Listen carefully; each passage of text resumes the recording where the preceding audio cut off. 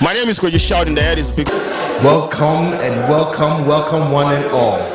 Welcome guys, this is Legends TDM and I am your host Zeke and I'm here today with my awesome, amazing legend of a player, Kept. How are we? Oh, cool. Guys, we're here to bring you a great, amazing game of Apex Legends, and this is one of the first tournaments for TDM this season. So I'm really looking forward to it, and I hope this is going to blow my mind. Kept, what do you think about the teams so far that are going to be in it?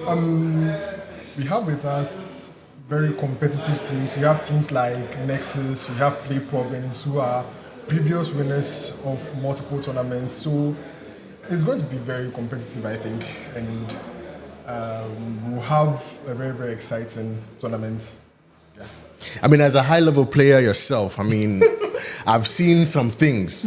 Now, I would ask you, who do you think is more favored to take this one currently?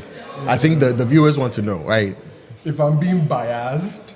Oh, please feel free.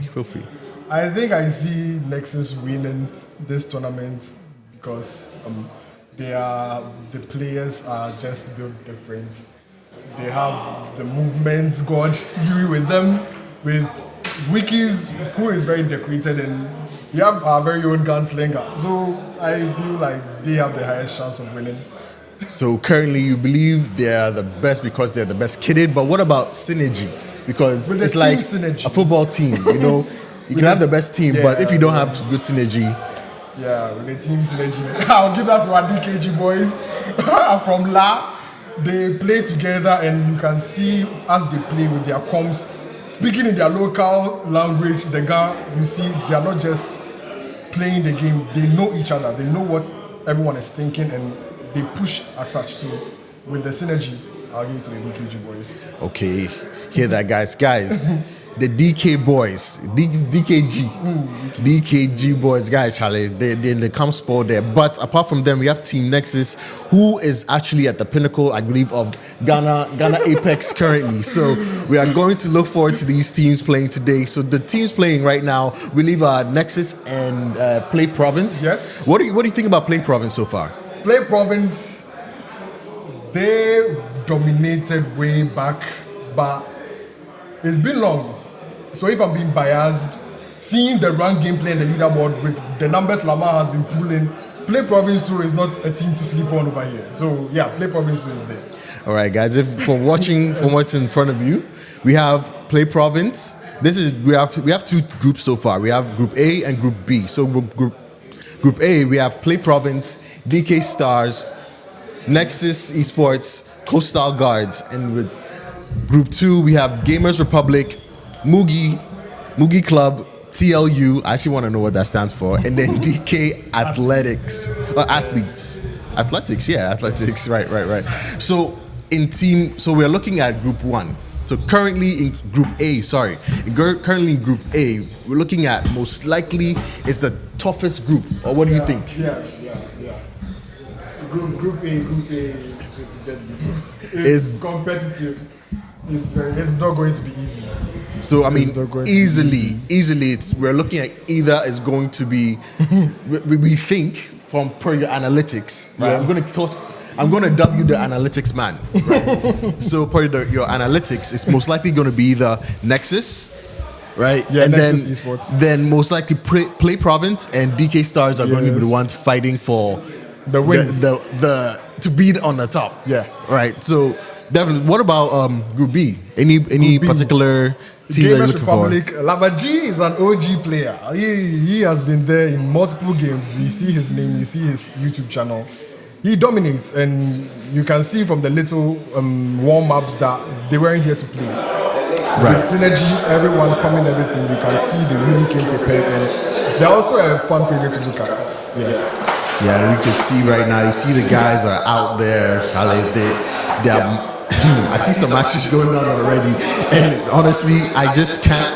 I wish I was actually there playing, but unfortunately, we are here. We are here for you guys. But guys, if you are actually watching right now, please share as soon as you can, guys.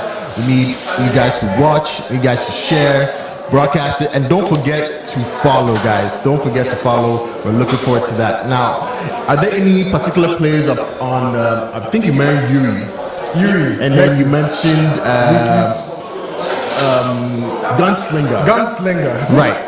Apart from those players, is there any particular players out of Team Nexus that would rival them? Begs that. It begs that when you say solo players, not teams, just a name. You can't say Apex Legends in Ghana without saying begs that.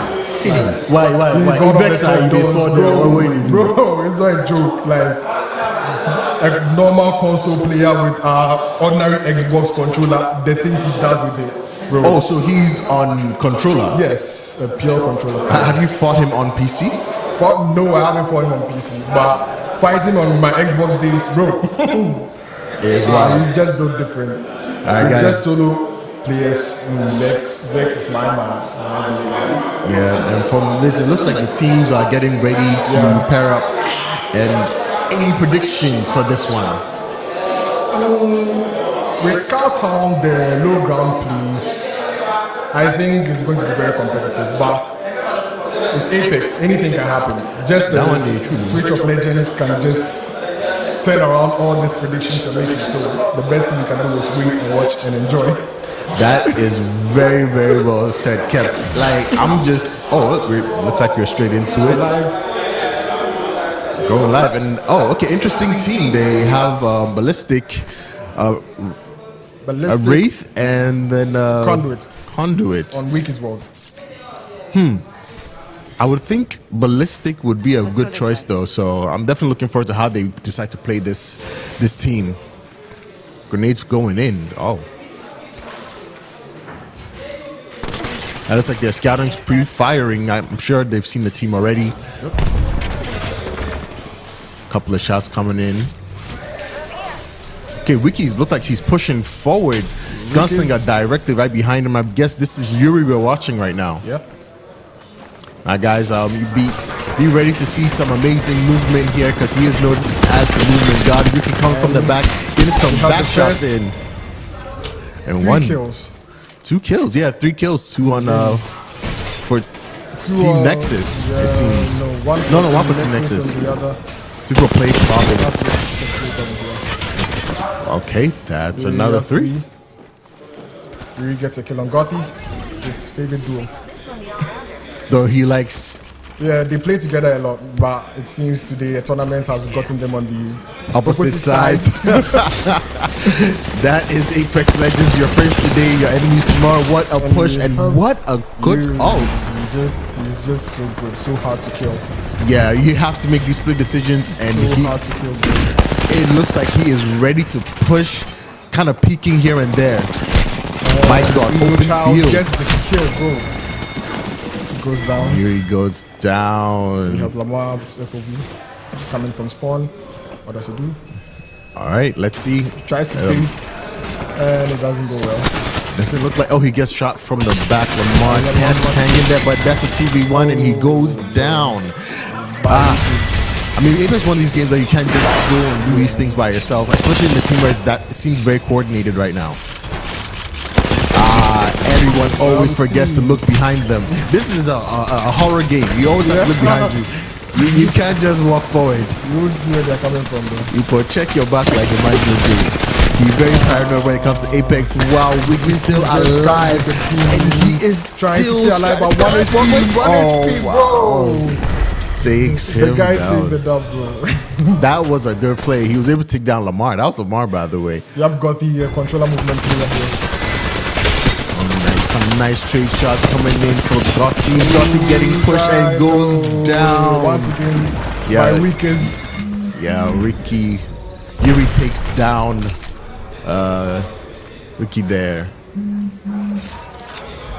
Man, it's like right now, I don't know if they want to keep pushing the same area or if they want to slow down the game a bit because it's going to be high octane. They're already down by 6 deaths. It seems Play Province has another kill on the board. Lamar does get the back shot, and they're able to clean up Yuri. Oh, Some shots going astray there from Lamar. And you see Torpedo taking down you with the Devotion. Arguably the most powerful gun this season. I mean, Devotion has always been a crazy gun. Bro, and with that recoil buff, bro, it's just hitting different now. So it's just a laser beam now. Just a laser beam. It's just a laser beam. You gotta love it. I'm going way too much damage. And talk about way too much. This is a defensive team. It seems like the defensive synergy is going on right now. I'm guessing Torpedo wants to take their time to move forward. They don't want to kind of overcommit here. Wow, and I think that's really on top, kind of getting those shots in. Once again, and Torpedo comes in clutch, taking down Wiki after that kill. I mean, you can't be mad at that. He left himself in the open, and Wiki is able to take control of that. Situation, then he moves with the Wraith Q, facing and just coming to finish it, bro. This is the team synergy I'm talking about, bro. It's he stopped him. He said, "No, bro, don't go back. I got you." Gave him the shield, stayed in the battle, and was able to clutch that one out. They are head bike. Wait, 7 kills. Yeah. 7 kills now. So let's see how this goes. What a grenade right into the room. What a super glide from that jump. Let's see. And I think stood behind. they're on the prowl for more kills. It doesn't. From each other, trying to get some info. See how to take the fight. Yeah, I mean, it hasn't been an easy fight. I don't think it's going to be. The guys are really trying their best to push forward. But one thing I love about this is that they're not trying to take their time and play slow. They're trying to get. Look at this push. Pushing the W key, bro. Full send. Full push, man. These guys don't care. They just want just blood. Get the kills. They smell blood. Oh and they my have the God. skill to back it up too. Bro. Yes, they do. They have the skill to back it up. Wikis does go out, found himself alone. Can he survive the onslaught? He still takes shots, but goes down. Goes down to Gotti. But look at alone alive, running for his life. Yeah, but it seems like right now, what the change of pace has actually helped Play Province catch up in kills. They're only 5 kills down now from 7. Now, what is Nexus gonna do about this currently? For the spectators watching right now, we have blue team is Team Nexus and red team is Team Play Province. No, I think it's... Or do you want to say orange? Are they orange or are they red? Maybe orange. Blue team is Play Province. Are they? Yes. Sorry. Blue team is Play Province. Yuri's securing a kill and he makes it out alive. He knows his gun. Seems to get a re-engage. Everybody. And they get a quick squad wipe. Yeah. Landing on 20 kills. They were able to take the lead again. Well, the back to the normal lead again of 7 kill difference. And they are halfway through the game, just 20 more. And it will be a quick. All right, let's see perspective. Now we see Lamar and Play Province getting back into the match. Yeah, but so far it seems to be a very, very tight match. It's not a blowout, which I appreciate. So they're still trying to inch their way forward. They're playing to first 40 kills. Yeah. So if you guys don't know, this is team deathmatch. And we see Lamar delete Yuri with the devotion there. Hey man, you said it yourself.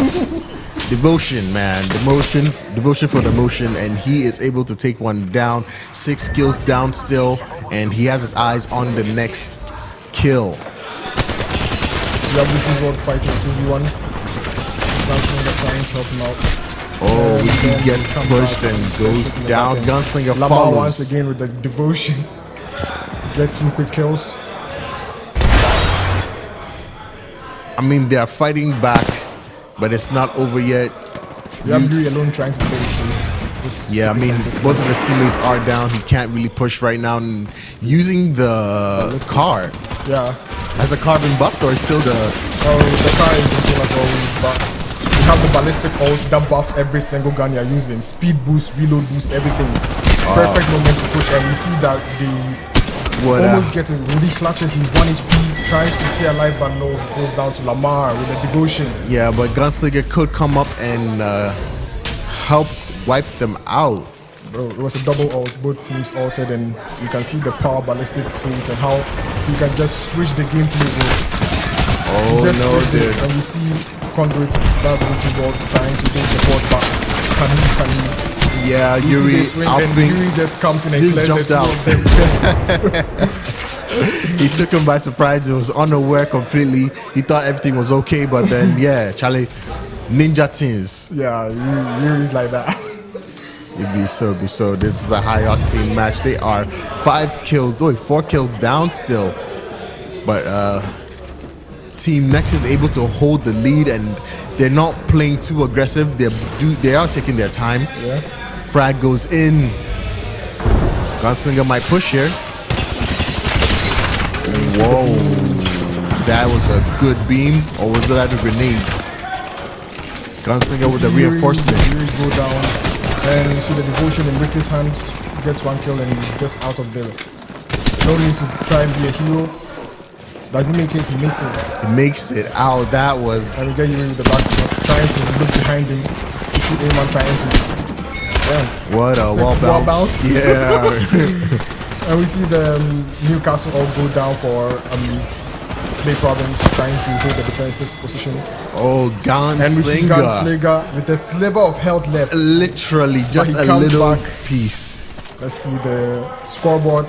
We see 2K on each team. You can see it's a very competitive game. It is. Lamar with 10 kills on play province, and Wiki's World with 12 kills. Indeed, looks like an even spread on both teams, but let's not sleep on the rest of the team, guys. Yeah. This is a really high adrenaline match, and let's see what the next push is. It looks like they're really stuck to that building. They're pushing yet again. Ults are ready, and let's see what the next aggressive push is going to be. It seems they found their place to, I guess, do battle, and it has to be this building. It seems Nexus is applying pressure on the big province from here, getting in so much damage, bro. Nothing much you can do there. And you have the squad wipe from Nexus, as usual. Yeah, Yuri also switching to devotion. Yuri just follows the lead, bro. Just, you can't beat them, join them, bro. Please. Simple as that. Honestly, and now that's the way to do it, honestly, because this is we're playing for money here. Yeah, it's not just the average scrims you have on a Saturday night with the boys. This is put your money where your mouth is, show who you are the best, and no excuses is going to cut it. At all. And guys, if you don't know the rules right now, if you're now tuning in, this is Team Deathmatch. Well, rules is that no care package. You're not allowed to pick up any care package. If you guys don't know what a care package is, care package are, let's just say, weapons that drop from the skies as you play. But right now, you know if you use them. They're just a bit overtuned for this. They're overtuned for this. The Kraber in Yuri's hands, bro, you can't handle that in this tournament. I see. Well, we thank the gods. We thank the gods, bro. We thank the gods. Now, it seems Play Province is pushing them, trying to inch closer. And who are we looking at right now? We see Wiki's World with the devotion currently is taken down by Torpedo with another devotion. And then Gunslinger here with Gunslinger in a 1v1 situation with Newcastle. Damn! We have the Mad Max rolls the wrecking ball, and he gets 1 kill. So he kills 1 kill. Doesn't live to tell the tale. He just might. He's looking at 1v1 situation with Torpedo, and we see Wiki's World swing. Yeah, Wiki should be able to clean that up, pushing him from the back. Gunslinger goes on to push the Ash, who's Gothy. Yeah, Gothy goes down, but it seems Lamar pushing forward, trying to get a kill, and is able. Oh no, that's Torpedo. Yeah, Torpedo gets 1 kill. That's a trade. Torpedo gets 1 kill. Or he's still alive. No, Torpedo's still alive. Is dead. No, Torpedo's still alive. Torpedo is still alive. Yeah. And we see them resetting Gothy. Now the question is, do they push? Yeah. Do they push or do they move you forward? See them on the ballistic now. Ballistic Devo. Wow. Yep. Can't complain about results. It's tried and tested. If it works, Charlie, just keep it up. Nice. And we see you shut down. I think that's Yuri over there. Would they capitalize on that breaking of shields, or would they just play slow? It seems like they are going to play this slow, but they see the flank is coming, trying to cut the players short from flanking them from the back. But we see Gothy lagging behind, and I think nice. Wiki in trouble. Yeah. Wiki's in trouble. Teammates come and help him, and unfortunately goes down from the open door. Open door. That's rather unfortunate. Lamar trying to push them from the back. It's just led to Gunslinger, and Gunslinger takes down Gotti. Will he live to tell it? Nope. He is taken down. Yeah. It is rather unfortunate trying to shoot that down, but that's no-go. And we have Ricky's on the high ground with the devotion. Waiting to see someone knocking. And yeah, almost caught them. That's 56 plus the initial 17. Wiki giving the prompts on the roof. And we have Yuri on high ground trying to get away to secure a push. He sees one and he gets out. I stand guard. corrected. He said, I'm not running. I am holding this high ground. Push me if you dare. And he's sticking it. Unfortunately, he doesn't clutch that like hit. Ooh, for him, shot too from aggressive, the and he pays the back. price for it. Yeah, but I mean, they're so cool. Just 4 more kills for them to take this, and I mean, it looks like it's in their pro towards them. Like Yeah. I don't see them. I don't see back. Play Province coming back from this one, but it is possible. Anything is possible. It's Apex, bro. Anything is possible. All they It's need to do Apex. is just Get grit the their right- teeth yeah. and try your best to take this match. It looks like there's a change in strategy here. They're going for a high ground. Yeah. Trying to keep the distance between them, get a ranged engagement, and Yeah, but from the look of it, Nexus already has the lead. They don't have to push them as they're on high ground. So it looks like Play Province has to come to them. we see Nexus trying to flank them, getting an angle, trying to see where they are, trying to figure out where they are, being a little careful not to push and get themselves in the open. You see Ricky's World with a little wall bounce there for the people. Yeah, team spotted, able to get a couple of shots down. They finally see them and see, will they take the fight from high ground where they can see everything, or will they take it slow? I mean, there's no reason for them to take this fight, to be honestly. They do have... And we have Yuri trying to get the kidnap. He fails, tries to get a shot. He gets a one kill, typical down. assassin play. Gets the kill and just takes back the portal, bro. The big brain plays, bro. Goes back in again. Is he able to get the back? There's a straggler behind there. He sees Ash port taken away. He tries, but it's placed like this, bro. It's sometimes you have to make the gamble and go for the call, because if you don't, well, your team is found wanting and you are back already. You see some beams from Yuri. Yuri gets caught behind, but unfortunately that wasn't that much damage, so I think he's quite alright. And we have Gothi and Lamar in the background. What's going on? He takes down Yuri's two teammates, and Lamar with an aggressive push. This is the Lamar we know and love. Back. WP and everything and just pushing. Yeah, backing up, And now unable we to see get another monkey that. ball. I think that's from Gunslinger. And Team 2 takes the dub. I mean, that, Nexus Esports. I mean, it is a bit rough when you're going up against a team that seems to be well kitted and well ready to do what they need to do to take the win. I mean, there you have it, guys. That was that's the second match for today, and that was just a wild match. That was a really, really wild match. I can't complain about that. What did you think about that match so far? As I said, seeing the comp, Nexus are just so well kitted, and we've been playing scrims off stream just with the boys and with the key players that have been dominating in our lobbies. When we finally see them together trying to compete against other teams, with the buyers, I would say I don't see anyone taking it.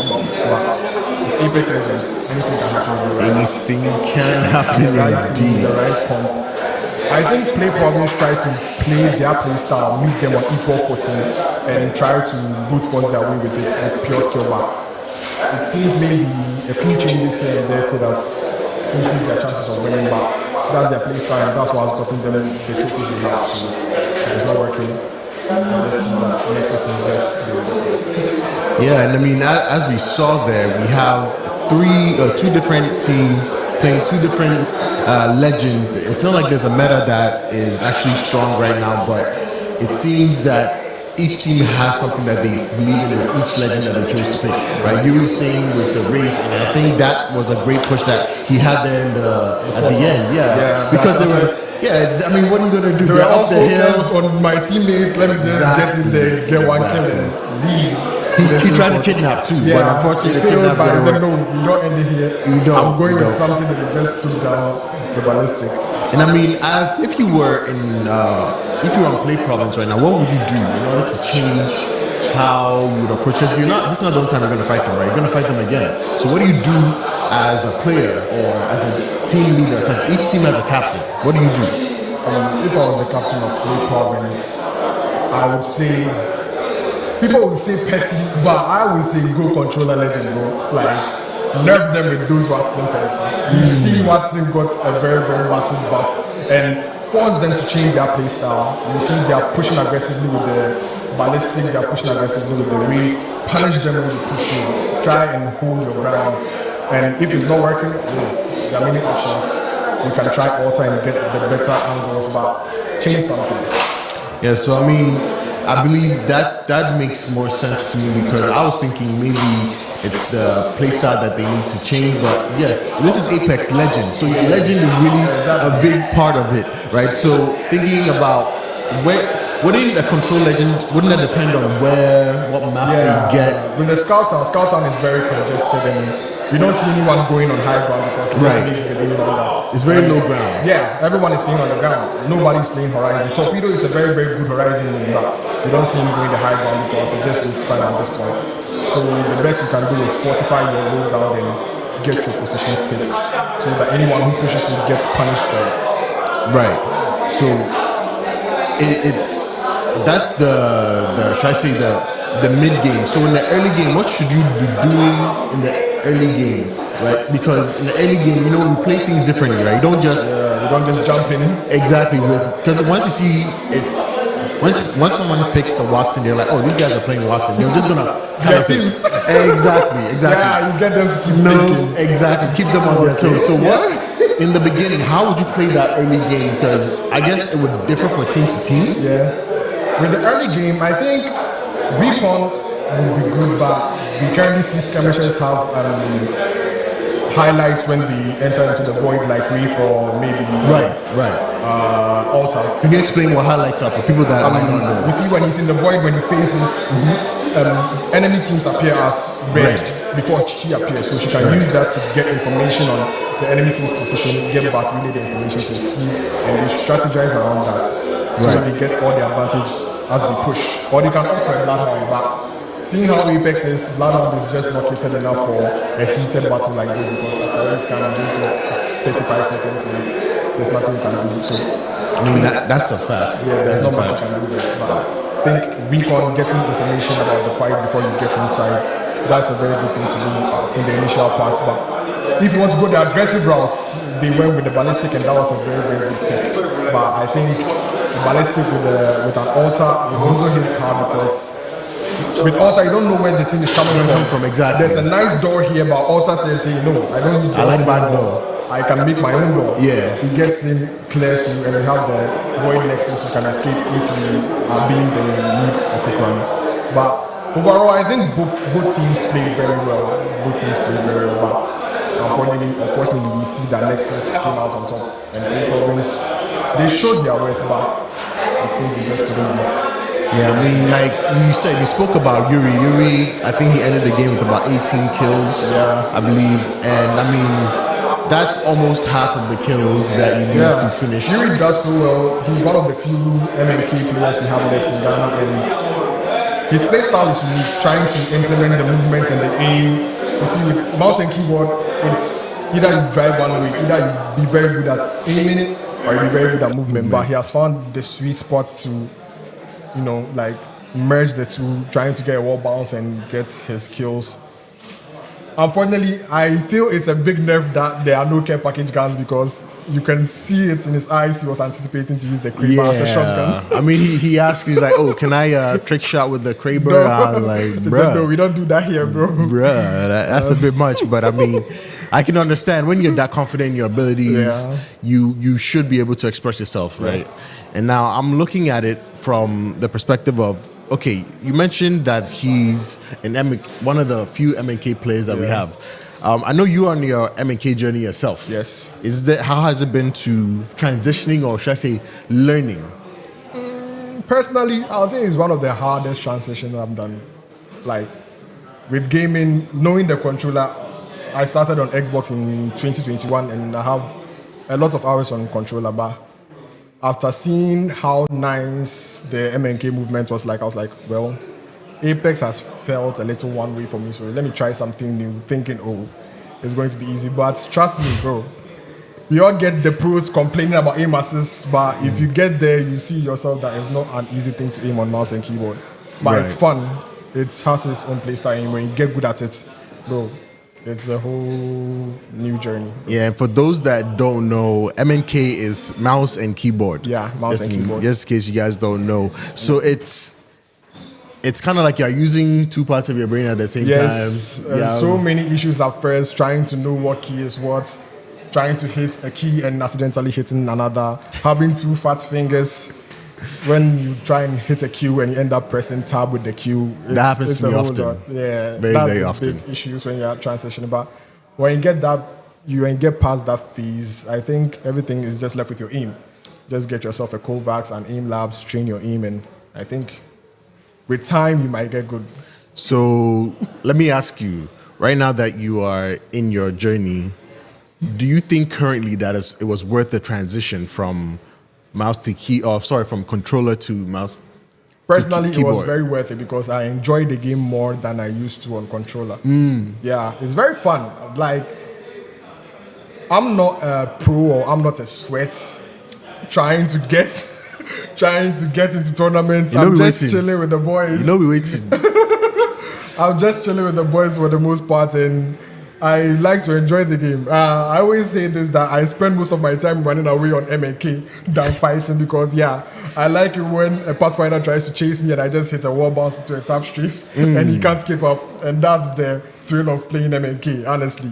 That's all that gets me going. So the mobility aspect is more, it creates more fun for you as a player. Yes, please. Okay, so would you recommend more people move to this, or do you think that more people should stay, or not even more people per se, but would you recommend that people to move to it if they can, or you think they should experience it? If they can, it's a good experience, especially if you've been playing Apex for a long time on maybe console, you get yourself an opportunity to play PC. It's a nice switch. Like, it's hard, but it's a good experience trying to learn something new. Like, it's like playing Apex from scratch all over again, if I should say. But fortunately, you have the game sense and the important things out of just aiming that you have for you, and all you have to focus is the mechanics and how to get good with the new inputs. And it's very good to learn. It's fun.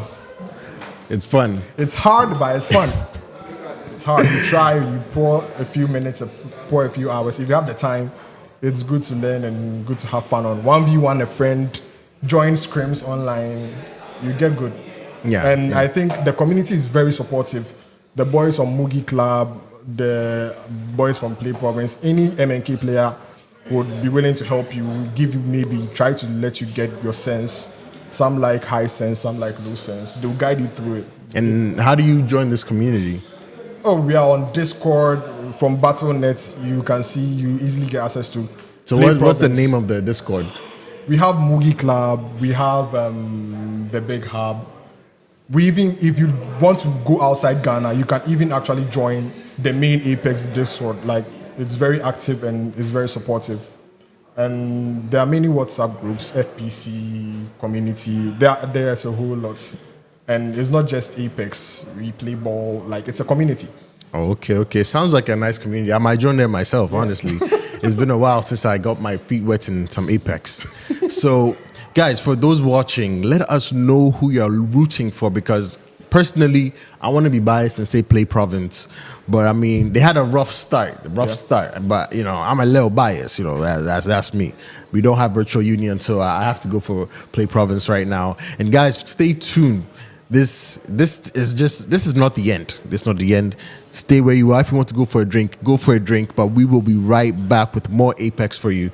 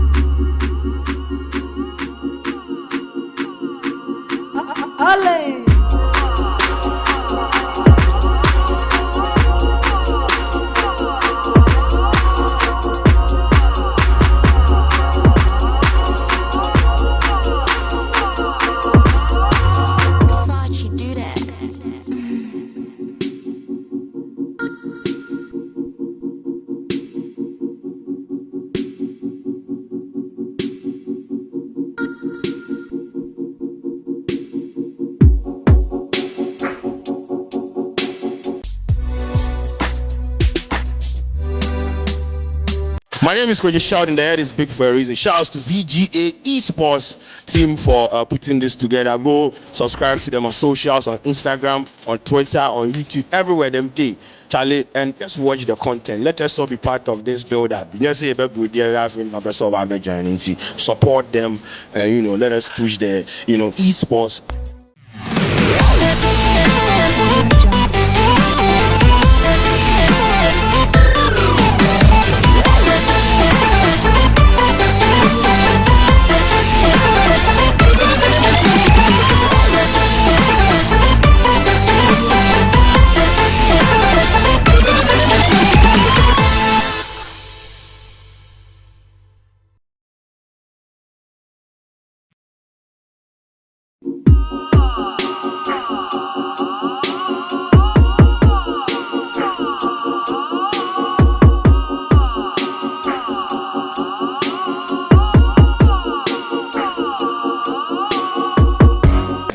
My true love. Yeah.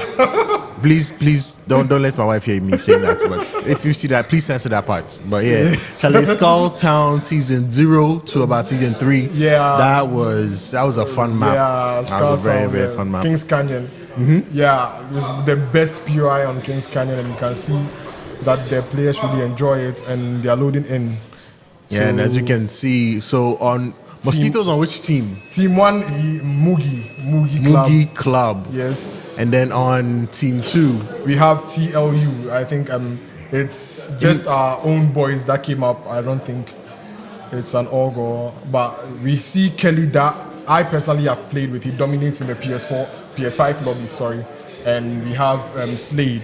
And we see Mugi going with the new Legend Sparrow, a very powerful recon legend.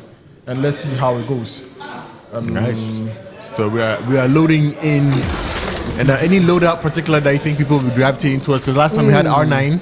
Yeah, this time we have the dual P2020s. It's like all the bullets you can get, and people really enjoy it, especially on controller. It just does so much damage, and you see them taking the height. And within the first 10 seconds of the match, you can see the difference in playstyle from the first match with Play Province and Nexus. These ones, they want to take the height, get information, see what's going on around them, and play accordingly. They do have very mobile legends, so this should be a very interesting match. Yes. And Eddie Orbs with the Valkyrie. Yeah. He seems to be quite an aggressive player. Yeah, he's quite an aggressive player. And in the Mugi Club and on Babyland, I have given him the nickname the Mosquito. I see. He's so difficult to kill. He comes in like an assassin, tries to get the kill, and if you turn around and try and shoot him, he's gone away with the away bus. As you can see. If we name him assassin, because this one there. It's so ironic, and now he has a teammate called Mosquito too. Well, I guess it's true love then. True love. We have Wow. him on 1 HP, getting beamed down by Slade on a Pathfinder. Yeah, I mean those were really good shots. I don't think they're gonna push yet. These are mid-range exchanges. Yeah. I don't think anybody's gonna push right now. But I think Slade is the only one with the means to take the height and go down with the Pathfinder grapples. The other team has Sparrow, Valkyrie, and we have Ash. and then it looks like this is gonna be a top battle. Yeah. We're not doing low ground anymore. Yeah, we are taking the battle to the skies, and as Valkyrie always says in her voice line, she is the skies. Indeed. So I see Eddie Orbs taking the big advantage in this fight. If TLU are going to play according to them, but it's Apex Legends. There are so many options. They can choose to hold the low ground and dare them to push them back. If they will follow them to the high ground, it will also be a side to behold. Yeah. So we have a scan from Sparrow. Eddie Orbs is trying to get an angle, trying to get an initial shot. Yeah, and he's It's so gone. tight. Both of them are playing so safe, and no one wants to take damage. We see him taking shot damage. His shields are off. I know. I think this is actually an actual bait. They're trying to bait the other team. Yeah. Out. No one is pushing aggressively like we saw in the first game. We see a more careful approach where they try to focus on the tactical gameplay, make tactical pushes, and not get punished for it. I mean, Now, in we a see game the like scans, this, and I think we have an all-out score, and we might see a first kill here. Gamer X goes down first, and we have Valkyrie, that's Eddie Orbs, flying around trying to stay alive, and he gets another kill. We have a squad wipe for Team Mugi. yes, sir. And Eddie's just gets out of there with just the skin of his teeth, man. Bro, that Valkyrie boost, It comes in clutch for him. it It's so hard really to kill on that does. character. It really You can does. see not so many Valkyrie players nowadays, but I think he chose to stick to his roots, and it's paying off for him. And now we see another engagement with Slade on the high ground. P2020 from about Spitfire 30 yards out. I mean, I don't expect him to be shooting from that far with P2020. I don't think it's that it's accurate. a miracle, bro. It will shock you. Seriously. Yeah. Akimbo. I'm I think amazed. the nerf was very, very necessary. And It now, was. Yeah, the ammo was just too much for this gun, and you can see now it's just down to 20. And even with that, you can see that the piece is good use, but unfortunately, Corday comes in with his own pair of P20s and takes him out. So does the kit change every single game, or It's random. I think they categorize it into close range, mid range, and long range. So the first two picks of guns will usually be probably an SMG and a shotgun, with the second one being an SMG and maybe an assault rifle, and the third one would definitely have an LMG in it, and there might be a marksman or a sniper, and then the last loadout is always going to be a sniper. I see. But I'm pretty sure if Sniper would not do anything here. Mosquito goes down from the dual Akimbo. P20s. No, those are Mozambiques. Mozambique. Yeah. So then we have somebody playing the first loadout, I think. Havoc Volts playing the third. And guys, this event is brought to you by Foresight TV. And then we have Ultimate Battle, And we have Slade. Mash Harder, and we have EAG as the sponsors, guys. So guys, if you are on your social media, if you're on your phones right now, please be sure to follow us on all these links. And I see Slade is the only mouse and keyboard player in this set. Wow. To take advantage of it, and you have the quick squad wide with Movie Club. Yeah, But at he least Slade able to manages- take one. Yeah, he manages to take one with the termite grenades. Yeah, I mean, termite, the more you stay in it, the The faster more it you cooks die. So check like they come burn your jollof that. But yeah, these guys are, it seems to be a bit tighter than I thought it would, because I've seen a lot of kills from, is it Team Elsa? And get some benefit out of it. Compete, see how they stand. So I see that with the map knowledge and different play styles for this matchup, I think my money is on Mugi. Yeah. But it's Apex Legends, as you say. CLU2. Anything if it happen. Yeah, they are not jokers. They play pubs and run together. So we need to have their synergy. Yeah, Eddie being very, very aggressive right now. He is I don't think he's solo there, but he is making an aggressive push. His team comes in, and it seems like they said no thank you. TLU said no thank you. You've got to run away with his life. They don't want any problems there. But Recon seems they are all down. They drop down. They don't want to stay up there. Yeah, we see Gamer has switched to the fuse to apply more pressure on Movie Club. And we have 2 Assault Legends, and we have the Pathfinder for skirmishing, more mobility there. Unfortunately, Mosquito goes down. He gets shot in the back, unable to fly away. Yeah. Another one, and Wade over here. I mean Ash over here with another one. Ash unable to take it down. The P2020 is. It is, but I mean, you are playing as a team, so the team able to also support. Yeah, and so mechanically accurate. But on the mouse and keyboard Slade, those hits were very, very, very good. I remember myself, but I see that the guy has picked it up. That was quite unfortunate. It looks like Mosquito's trying to get away, and revenge. And we have Slade who catches Corday lacking. Yeah, that was just revenge. You say you killed my teammates, so I get you back. Going back in again to the fight, but so far, it seems it seems a bit more gentle. Nobody's over committing. No, but there are a lot of pushes. pellets. Yeah, a lot of pellets coming out to play. There is no more the close range and aggressive full sense we saw in the first match. It's more of a tactical play style. Right. They're trying to bait the enemy teams into making mistakes and punish them for it, like I said in the first match.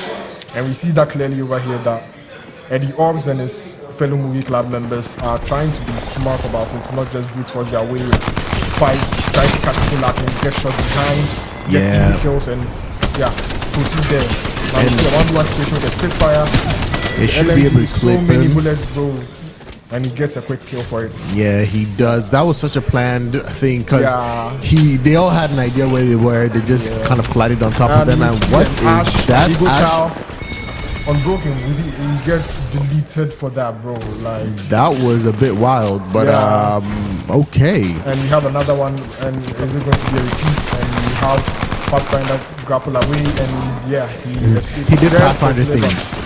Just a sliver of health. He is still alive. Push him for it, bro. Slade, MNK. As I said, there's nothing nice than running away on MNK, knowing that you can be caught. But it seems he turned out to try and fight, and he paid the price. Oh my goodness, that was ridiculous. That man was alive for too long. Yeah, way too long. Because he came in there and he was like, oh, sorry, wrong door. He turned around, it was a bit too late. But he did get away though. He did get away. I see Eddie trying to get the same thing, but this time he was the one who was caught lacking. Unfortunate. But he said, you won't shoot me in the back again. This time I'm here for you. And see his Corday, I think he was the one that took ID, right? Yeah. Popping Corday, you expect to see him on his iconic Pathfinder, but it seems he's trying to go with the meta and play a character that will favor him more in this situation. That's why he's on the Ash. And then he unfortunately gets too thirsty for the kill and he gets shot in the back. And my goodness. Coming in clutch to save Corday. I feel like I'm watching a SWAT movie. The way he came in. So tactical about it. Indeed. But they're not letting up. But whoa, they're drifting away actually. Yeah. And that would be Mugi. Mugi team is just taking this one. This is a very, I don't know if it's personal, but it feels like it. But feels like it. The numbers on TLU2 are not small numbers. 1.7k before the first half. They are pumping the damage. They are getting the chip damage. They are poking the Mugi, but it seems they don't have the right push. Like the push that will secure their kills is what is being an issue right now. You see him rape, Q, straight getting past them. Unfortunately, no. He pushes too hard and he forgets to reload his guns and he's doing this 1v1. No, he doesn't. Yeah, there's a T in team for a reason, and he needs his They teammates just to back him up. complement each other. Like this. Yeah, Slade Does he trying to make get it? away. He I can't. think he It's too high does. for him. He definitely can't get away. They still push. Why did you stop running there? Should have kept going, but unfortunately, I mean, goes can down. see- But once they're again. they're a good lead ahead. It seems Yeah. like there's nothing much Once for again, them to you worry can't about. blame them. This is a team that screams all the time. Like, it's their turf. It's their turf. So we have the pop stompers versus scream players. That's the results. That's the same way they're dominating here. You meet them in the pubs match. TLU will just shut you down. They are That's their down. turf.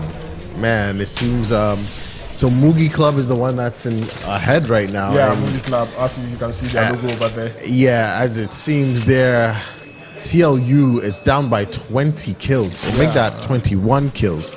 This is a rough game for them. I don't Yeah, think. it's What would you brutal. think would need to happen right now for the game to change? Okay, so right now we see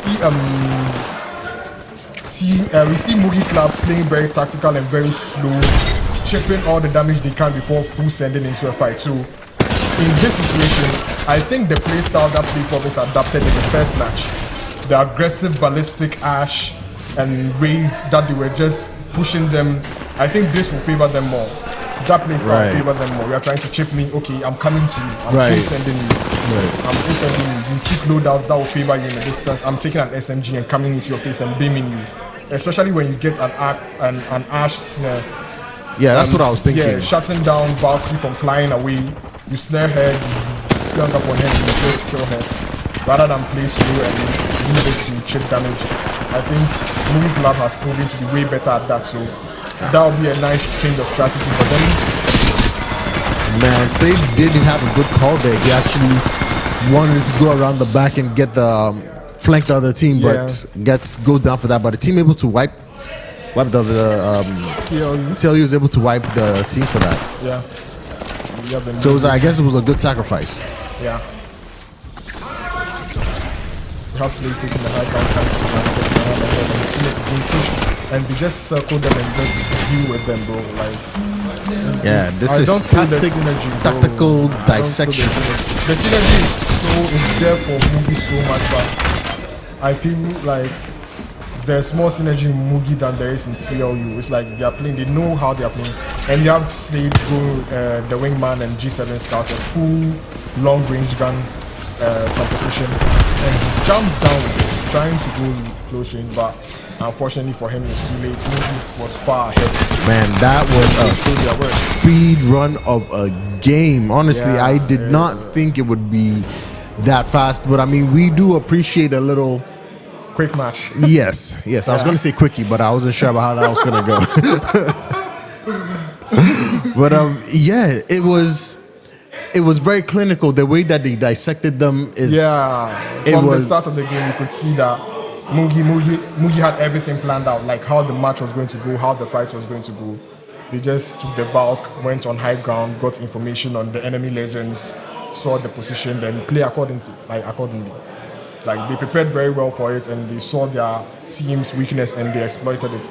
They saw that the synergy wasn't there, and they baited them one after the other, and the staggers were so much. I don't think we saw a quick 3v3 with all three of them shooting each other. It was always Mugi circling somebody and catching somebody slack. And I think it really affected them. And the one thing that you also have to keep in mind is that just as much as, like in the beginning, when I brought up the synergy of the team, is that if your synergy is off, it's going to be very, very difficult for you to actually play the game. That knows each other. They know how they play. Like, few words, go here. He knows I'm going there. He sees a broken shield. He knows I'm going to cover for him. Those little info is it's very crucial in such a game. It's like playing off each other, even in football, right? Yeah. You know, the less you have to signal, the less obviously makes it for whoever is on the opposite team to read what you're going to do, because it's like you're in each other's heads. Yes, right. You get somebody's shoe broken. The first thought is let me push and finish my kill. You go there and go and see a different teammate. And then you shock. Yeah. And he's just they do give you kills on you, and if you don't have your gun loaded, you are just done for. But I mean, that's the name of the game. I mean, the name of the game is what do you call it? Third-party legends. So if you're not careful, you always watch me. See, one thing I'm always careful of. My teammates get annoyed for me for doing this thing. I always close the door behind me. I don't care who's behind me. I will always close the door behind me because, bro, the amount of times I've been shot behind my back, I am always aware of it. And I love people like you. As a rampart myself, it gives me so much joy when I see someone hiding behind the door. I just pull out the Sheila and just unload it into you. Breaking down the doors. I just close it. I don't want any problems behind me. And I also play rampart. So if I close the door, I just put my shield behind. Don't come. I don't want any problems. Prepares for it. Yeah, this is not a three where it was the big red wolf, the three little pigs where they can't blow down my house. No, my door is locked. Please, I don't want any disturbance. But it seems like the team TLU really needs to get themselves together because this isn't the place where they can really work on this right now. They have to get it together now. Else they're basically out of here. No prize pool for them, no prize money. Guys, they're playing for 3K. Bro. They're playing for 3K. And it's just, Charlie, right now they don't have time to really be trying to figure out what should we do. They should pick a strategy and execute and be able to counteract somebody else's strategy as fast and as efficient as possible. Because if you don't do that, then every kill counts. You're lacking. Like, every mistake costs you 1 kill. A squad wipe costs you 3 kills. And it's just 40 chances you get. If you die 40 times, you are done. Over. When your teammate dies 40 times, you are done. So with that mindset, you go in, protect your teammates, get as much escapes as you can. You go and make a mistake, you queue out. We saw that in the first match. I'm always referencing the first match for Liverpool. Right. We saw how they play. He gets in there. If the situation doesn't favor him, he just queues out into the void, out of there. And we saw this in this team too. Eddie Orbs. He goes in and you think he's going to get punished. He just turns on the jetpacks, flies around, and just leaves. But the only person I saw that play style with was Slade, who was with the Pathfinder. Who escaped right. The first one, unfortunately, caught up with him. The second one, he escaped, but he still caught up with him. But it was a good mindset to have, and you can see that he stayed alive more often than his other two teammates. But it's Apex Legends, as I always say. Maybe you would see a miracle in the next match. I mean, a miracle is the name of the game sometimes because that's what they needed to actually win, unfortunately. But Team Mugi just clutching them out. There's nothing you can really do about it at that point in time. It's just a skill difference. And I mean, what can you do? What can you do? Nothing much you can do, but you can prepare well. You can scrim more, but it comes to a point where sometimes, you see, with Apex Legends, scrimming doesn't count to your progress. So when you're scrimming, you're just playing with the boys. You don't level up anything. You don't level up battle pass. You don't level up objectives because it's a custom lobby. And some people are very hard grinders for the game itself. Right. So they see it as a slight waste of time going into a game mode that won't yield me anything. Right. But you can see it here with Mugi Club. Those who sleep in scrims, they have the best synergy. Imagine with this team, the entire run game, they will dominate because they know each other. It's not like they're strangers. They know each other's play style and they know what they can do to help each other. And that's the good thing about customs. At first, it wasn't available for everyone. We used to send emails to EA to get the code. I remember that. I think about 9 or 10 seasons ago, they just made it available for everyone. And now you see people make use of it. We are hoping that one day we might get a full lobby of our own boys doing the Battle Royale, but for now, we normally enjoy the team deathmatch once again with the Apex community, as I said earlier. And for this current, should I say, season, it's a brand new season, right?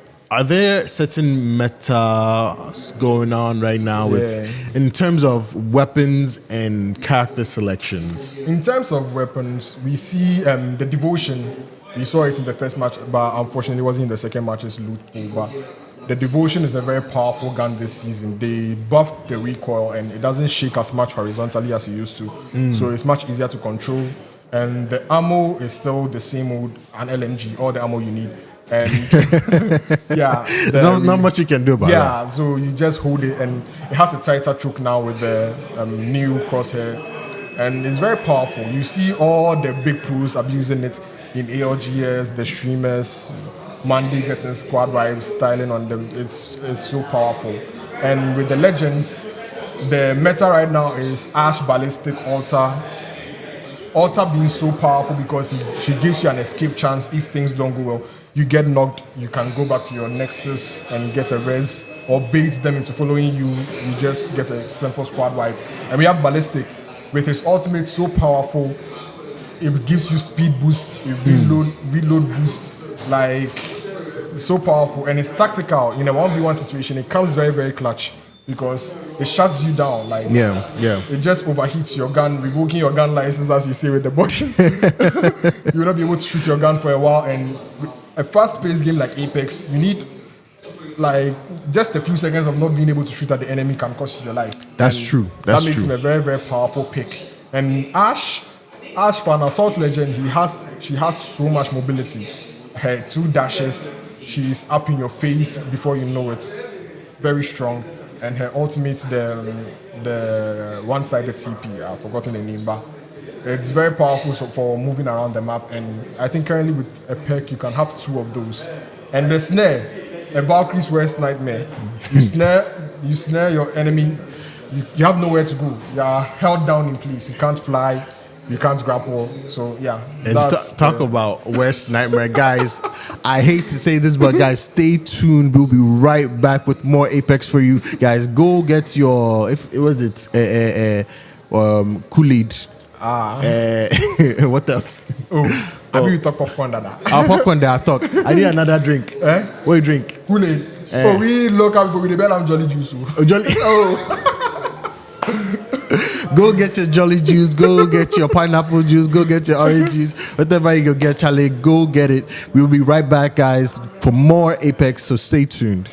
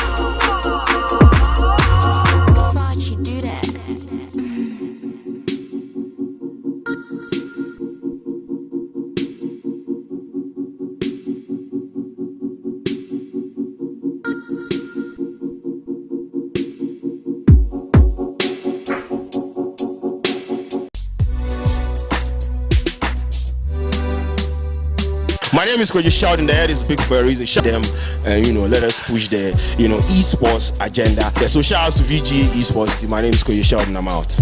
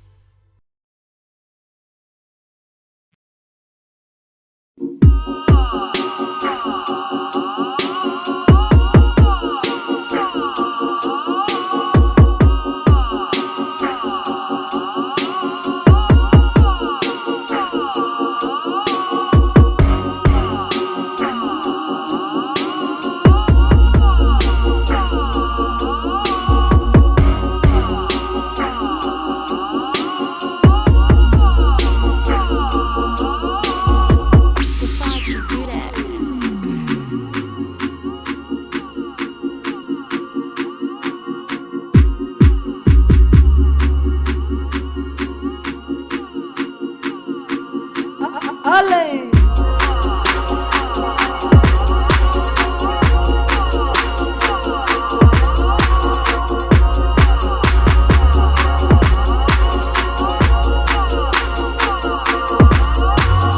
Watch you do that.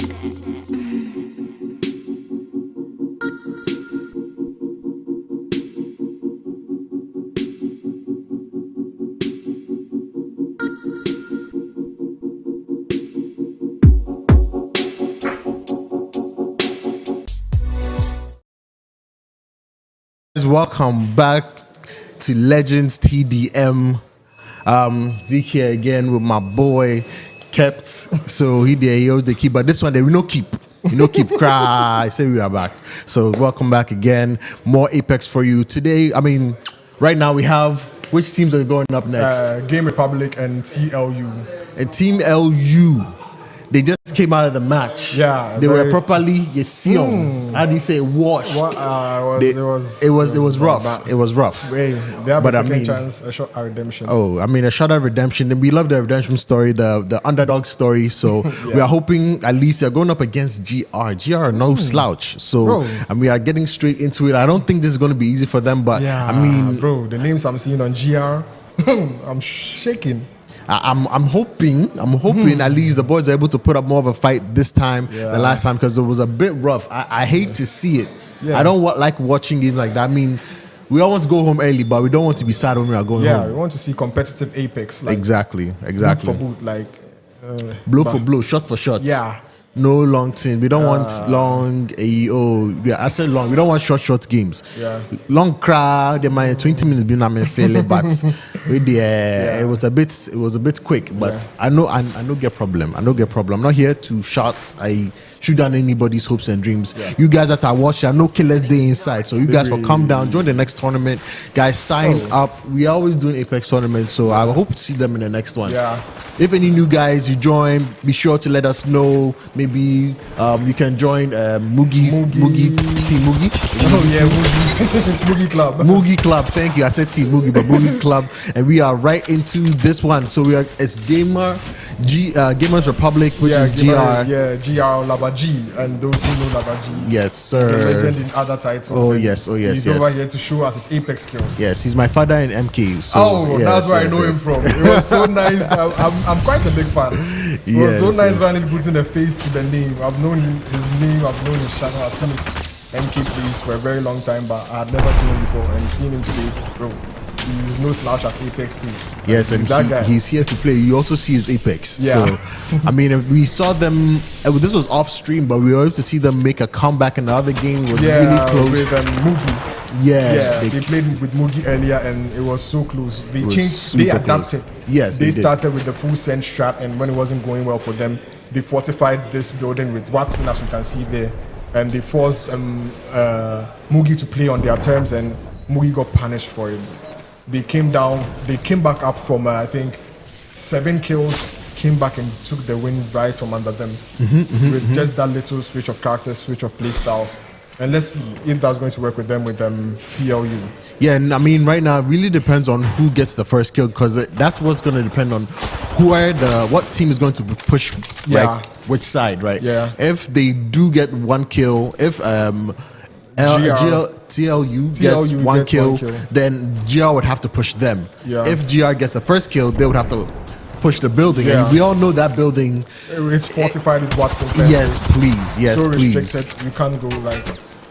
They have a way though. You can phase through the fences, secure yourself a kill, and pray you survive after. I'm glad you said pray, because I didn't think you were going to do that for free.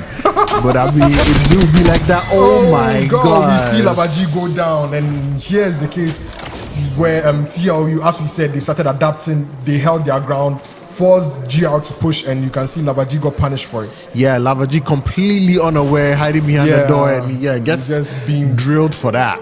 Just being by a slave.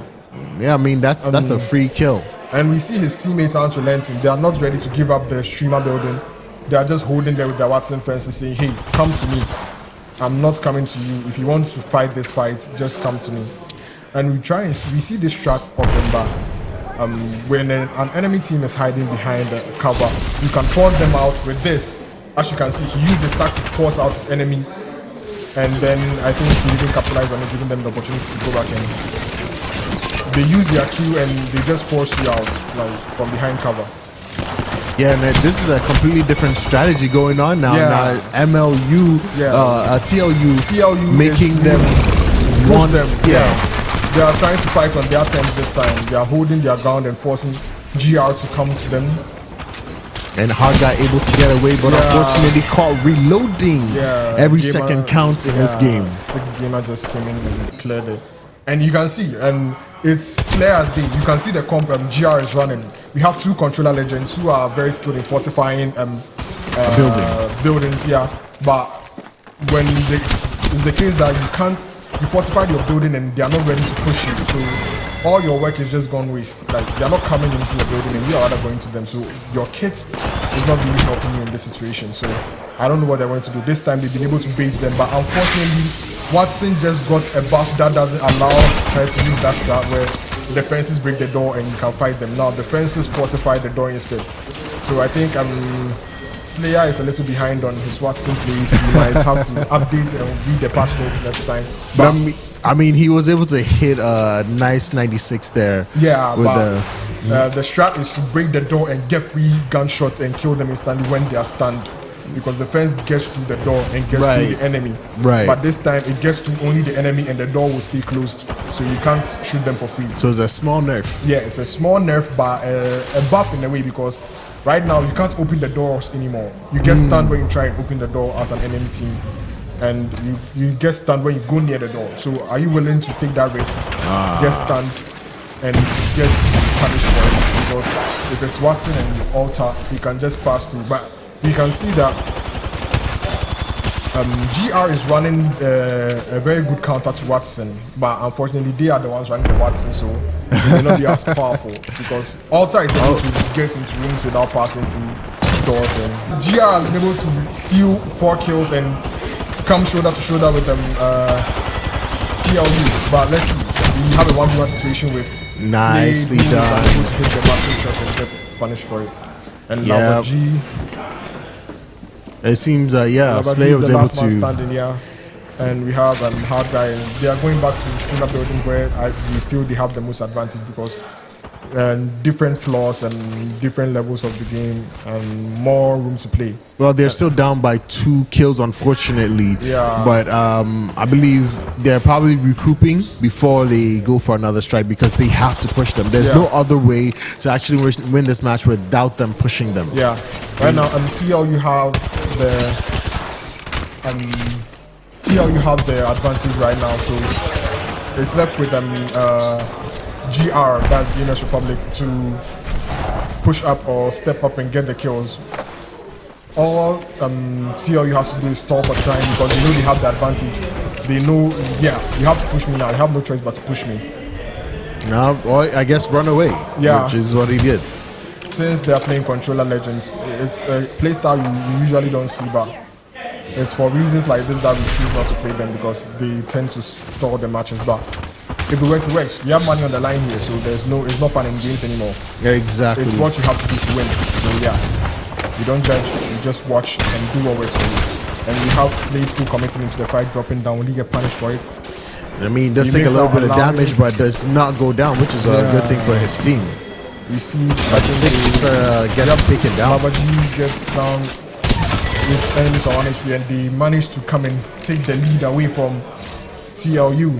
I mean, you have to see how important that play was because if he had not dropped down to take those shots, he would have been able to be there for his teammates. Yeah, it seems his teammates were caught hanging, and I think that was a bad play from him. And now the tides have turned. Yeah. GR now has the kill lead, and it seems that TLU would have to push them in this building now. They have to push now. Right now, the kills are more important to TLU than staying alive. They need the advantage because if you stall, as you can see, it's 21 minutes left, and it's a very long time. But let's see how it goes. Maybe they can switch to a more aggressive approach. Maybe take the fuse to try and counter Watson. And we see that GR has changed their playstyle to a more aggressive legend comp. Now they have ballistic Yeah. rather than the Watson who focuses on fortification and ballistic who focuses more on assault. And I think that's what is working for them now. I mean, they had to do that because they Yeah. needed the kill, Yeah. and then they got the kill. So I'm Watson sure as wasn't soon working. as one of them goes down, they'll probably switch back to let's Watson. see if TLU will adapt accordingly because now their Watson plays are. But I mean, going to favor they them. still have hard guy on what's that witch called? Catalyst. Catalyst, Yeah, she right? enforces the doors and drops spike traps. that Exactly, exactly. So I just mean, slow they you down and make you so vulnerable. yep, and they still so. Oh my goodness, what a beam from Lava G there. Level G. And we have Slade playing the head glitch, like just exposing only his head, making him very, very difficult to kill. And you see that they've taken an altar kill, as you can hear from the comms. They've taken an ultimate, the Nexus to Yes. reposition, and they're trying to look for where they went. Yeah, there's a hole here. They see one. Will he get punished? Will they full send him? Does he stay alive? It And seems they stalled. Slade getting hit. Just a few shots means then you can see that Oh it just no! went against them so bad. But I think think it there's was an a trade. exchange. Yeah. Kelly took down Labaji and Slayer took down Kelly, and you see them continuing. You see Ballistic coming here. He Oh forces my his way in goodness. and gets the kill. That Mastiff went Yeah, in. that master just deletes him, and we see that Slade to go down to Labaji's altar. Yeah, it looks like that push was really good for them. They Yeah, were able to it seems pick the like- team off. Yeah, it seems they caught CLU slacking. Over there was a mechanical flaw. Kelly had all the chance to beam back. You can see he missed some massive shots and that went against him hard. The Nah. push was very bad on GR because they saw them coming back. They couldn't get punished because you can't punish me if you can't get your shots. Like that's it. And you see both of them have 1 HP, and you see Lava G once clutching again it out. clutching it out against P. Kelly. Yeah, and that was a good drop by Lava G to Yeah. the comms, knowing that his teammate saw the enemy and was able to shoot the enemy in the back going through the ground. And we have Conduit who is caught lacking. He has been tagged by ballistic and can't shoot his gun. We have the 1-1 situation here, and we Oh see Slayer my take down P. God. Kelly, bro. Those shots were Those shots were bro, demonic. Yeah, Demonic. P. Kelly just couldn't hit his shots, and he got punished for it, bro. yes, sir. And we see that the gap has started widening, unfortunately. Like Yeah, slowly but surely, gap it has started looks like it widening. is widening. I don't know what they can do right now, but they probably might have to go for a change because yeah, it P. seems Kelly is still on Watson. there's but no need for I the don't Watson see- anymore. Yeah, I don't see anyone passing through his fences. I don't know what he's going to do about it. I mean, that's so much ammunition going towards just the. Oh my goodness! Alter kills. Yeah. You see them push his 1 HP, doesn't commit to the fight. He gets punished for Slayer with the Mastiff. I like the dissection that's happening here. They are kind of splitting up the team. Yeah. GR is splitting, making them split up so Same they can thing. They are forcing them to concentrate. make mistakes and Yeah. just picking them off one by one. The same thing we saw in the first match, the second match with TLU. and Tell you that's true. That's them true. getting split up and being taken advantage of. And now we see he's in a 1v1. Would they string him together and just clear him? Or are they, They going to should. die? Well, he should be able to finish the No, last guy. Get him, and now we see really push through the catalyst. Nope, he plays smart and he decides to just let him go. Yeah, it's not but worth it. unfortunately, 6 did go down for that. But I mean, it's an even trade. Yeah. Very even trade. We see in terms of damage, we see Very it's close. so funny that CLU is not pumping as much damage as GR is. GR is applying so much pressure, and you can see. I mean that's within the gameplay itself, but GR is making more of the pushes.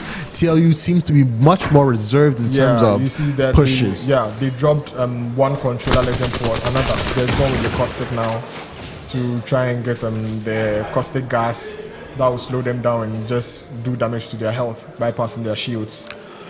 Yeah, but I mean in this case they don't even need to push them anymore because they have the lead. They need them to make a mistake. They need TLU needs GR to make a mistake Yeah. right now. And it seems they're back in the streamer building. Yeah, trying to hold, not going to push. They've pushed them 3 times, and all of them they came out victorious. But it seems they've decided to go with the slower approach and take the high ground on streamer building. And I'm actually wondering if they've noticed the comp swap to for the caustic. Yeah. Wondering if they've noticed that, because if not, they'll be in for a very, very rude awakening if they decide to push. Talk about decide to push. It looks like TLU is going around the other end. They're not going the straight way, but they have been trying seen. to get an angle, try and get there without getting too much damage. I think they've decided to take the fight to them this time.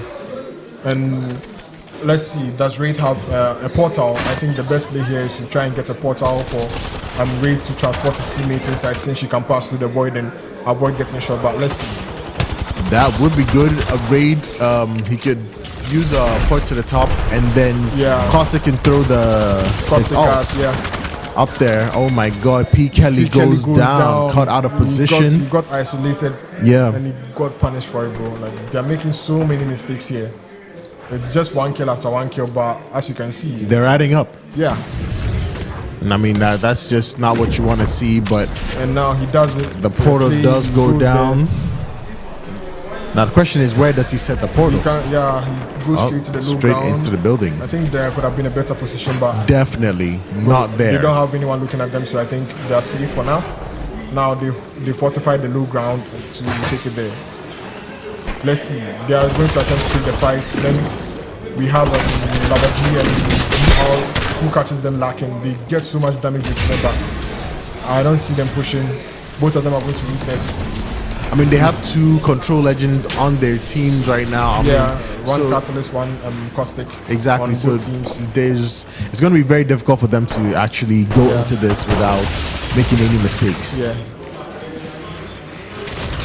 We see that Conduit 2 has unleashed their ult on the middle floor. A very powerful crowd control ultimate for a support legend, taking so much space, and we see that GR has broken the ults down really quick. I think they might be anticipating a push from there, but we see that Slade gets an initial shot on them, and we see Ballistic pushing with his ult. He manages to steal 1 kill and run away with it. Yikes, and that was rather unfortunate because they did break the conduit ult.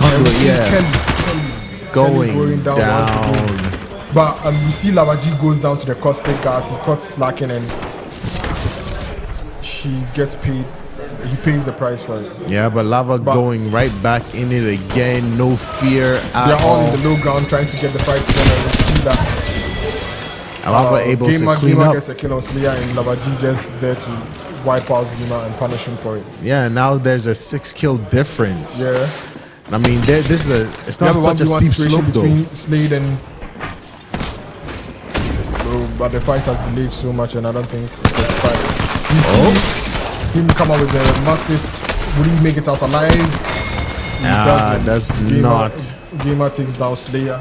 Yeah, that was a really bad call for him. There are no other teammates around to help. He committed too much to the fight, and he paid the price for it.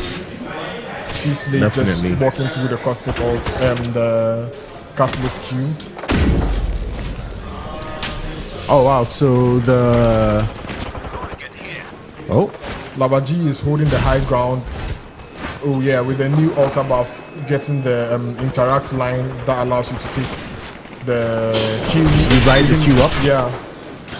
They take it down. You see that they've applied a lot of damage to try and get the kill off. He's able to take down Kelly, and you see that he tries to get back. It's slowed down by caustic gas, but he makes it out alive. And you see that Slade manages to squeeze out 1 kill from GR, and he tries. Slade tries. He makes it out alive, and we see that there's another engagement going on there. Okay. Yeah, and I mean, look at this. They are looking for the kill. Slade comes out and just takes out Lavaji, and we see P. Kelly taking out Slayer. Hard guy has taken out Slade. Oh wow, those were some pretty interesting shots that happened there from Hard guy. Yeah, the stats, we see that Slayer has the most kills and the most damage on GR, and Gamer has the most kills, but you can see that Slade is the one who's pumping out all the damage with the 3.5k damage, and P. Kelly is still lacking behind with the 1.4k. done. I mean, luckily the game is still a bit close. They can make a they comeback have 11 here. chances more. 10 chances now. With GR at 30 points, just 10 points away from the win. And I mean, this is a chance for them to change something else. They might be out on this one. Because, wow, that's a lot of Watson fences down there. They've gone back to the Watson, trying to fortify the low down. And we see that he tries to prioritize his life. He's coming back up with taking a shot damage.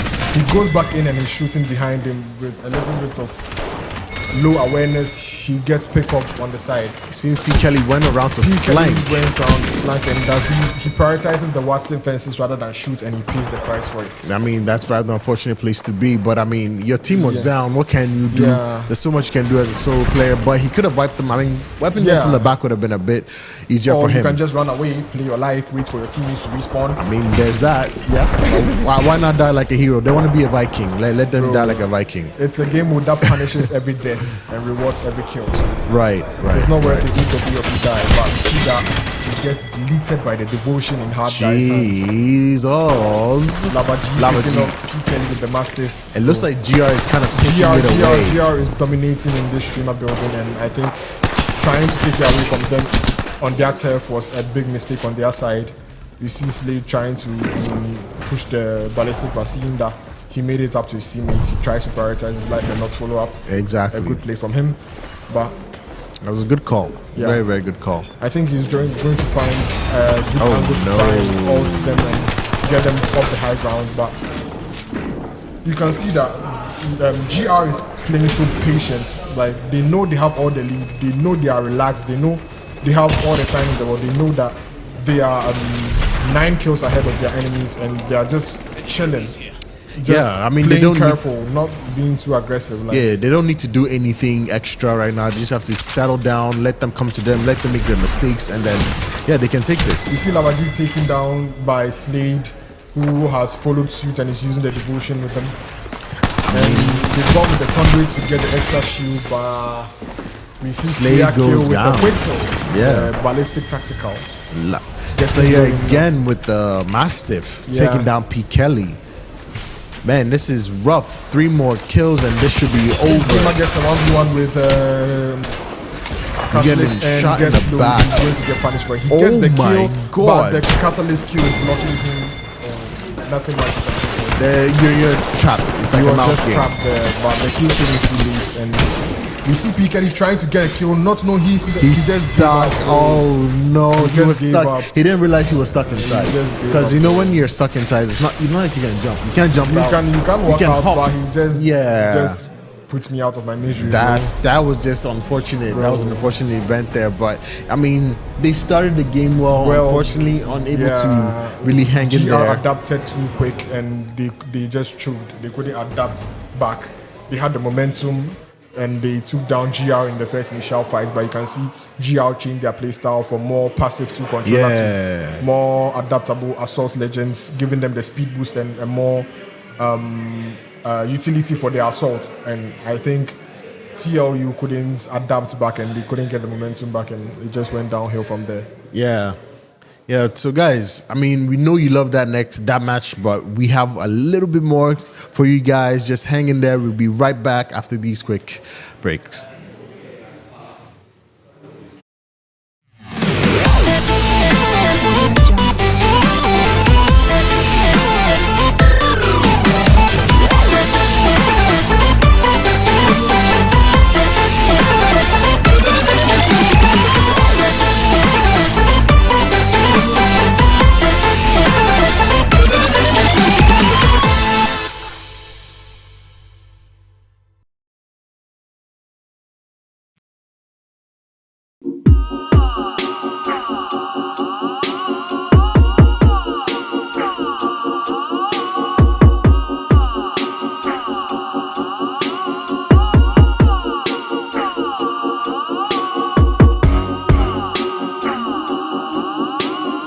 Hello everybody and welcome to Legends Arena. But right now we're going to be doing TDM. We are in here for electrifying gameplay, Apex Legends only. We are here to see the best of the best play, and we're here to see some crazy matches.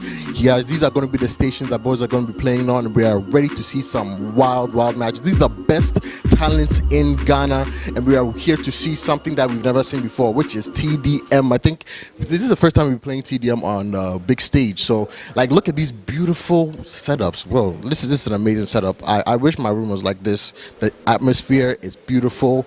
People here are lovely. Guys, can I talk to somebody real quick? Charlie, how be? What be your name? Kode. Oh, I hear of you. I think they spell there. Oh, no. It be like, it be fala. So you say boys they like me? More times it be lie, more times to. So you know what's there today? Oh, obviously, Charlie, today go try one. Be so. So what team are you representing today? Mugi. Yeah, Mugi Club. Mugi Club. Mugi. Oh, Mugi. Okay. So for your team right now, what team are you looking out for? Team, am I looking out for? Yeah. Okay, I think Yuri's team. Nexus. Yeah, I think they are the most competitive team that I think I've seen here so far. Yeah. So Okay. And are you the team leader? No. So your shutter day there. Yeah. You go spot that. Oh yeah, I go spot again. Be so. Thank you again. Kode, right? Yeah. So we are also here with Team GR. You know, Loki, boys, they talk about you guys, though. They say you guys, they rush rough. Nobody go fit. So that one there. Oh, and I know his name, but some may not be aware of the big boss himself. So please, introduce yourself, the boss himself. Yeah, the name is Lavaji. Yeah, Lavaji. Do we know you from anywhere else? Definitely. One of the gods, former gods of Mortal Kombat. Yeah. So from Mortal Kombat to Apex, please care to explain. We are getting old, right? So now we play Apex Legends for fun, just for the fun of it. So we are just here to chill out. Oh, but Abi go sport there. We try our best.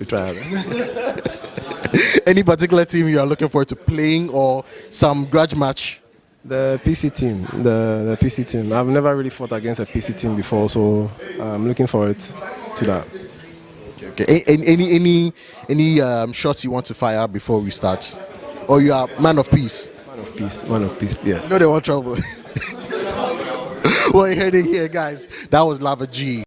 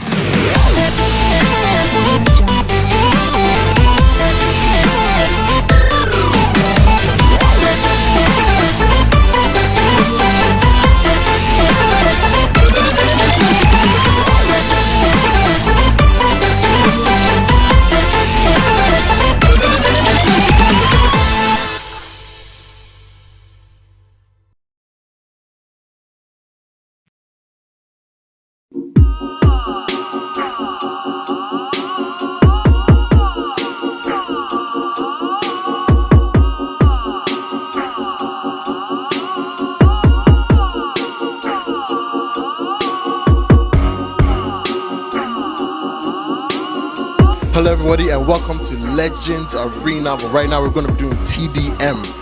We are in here for electrifying gameplay, Apex Legends only. We are here to see the best of the best play, and we're here to see some crazy matches. Yes, these are going to be the stations that boys are going to be playing on. We are ready to see some wild matches. These are the best talents in Ghana, and we are here to see something that we've never seen before, which is TDM. I think this is the first time we're playing TDM on big stage. So, like, look at these beautiful setups. Whoa, this is an amazing setup. I wish my room was like this. The atmosphere is beautiful. People here are lovely. Guys, can I talk to somebody real quick? Charlie, how be? What be your name? Kode. Oh, I hear of you. I say the spot there. Oh, no. It be like, it be fallacy. So you say boys they like me? More times it be lie, more times to. So you know what's spotted today? Oh, obviously, Charlie. Today go try one. Be so. So what team are you representing today? Mugi. Yeah, Mugi Club. Mugi Club. Mugi. Oh, Mugi. Okay. So for your team right now, what team are you looking out for?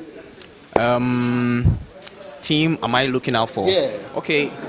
I think Yuri's team. Nexus. Yeah. I think they are the most competitive team that I think I've seen here so far. Yeah. So. Okay. And are you the team leader? No. So your shutter day there. Yeah. You go spot that. Oh yeah, I go spot that game. Be so. Thank you again. Kode, right? Yeah. So we are also here with Team GR. You know, Loki, boys they talk about you guys though. They say you guys they rush rough. Nobody go fit. So that one there. Oh, and I know his name, but some may not be aware of the big boss himself. So please introduce yourself, the mighty, the boss himself. Yeah, the name is Lavaji. Yeah, Lavaji. Do we know you from anywhere else? Definitely. One of the gods, former gods of Mortal Kombat. Yeah. So from Mortal Kombat to Apex, please care to explain. We are getting old, right? So now we play Apex Legends for fun, just for the fun of it. So we are just here to chill out. Oh, but Abi go sport there. We try our best. Any particular team you are looking forward to playing or some grudge match? The PC team. The PC team. I've never really fought against a PC team before, so I'm looking forward to that. Okay. Any shots you want to fire before we start? Or you are man of peace? Man of peace, yes. No, they want trouble. Well, you heard it here, guys. That was Lava G.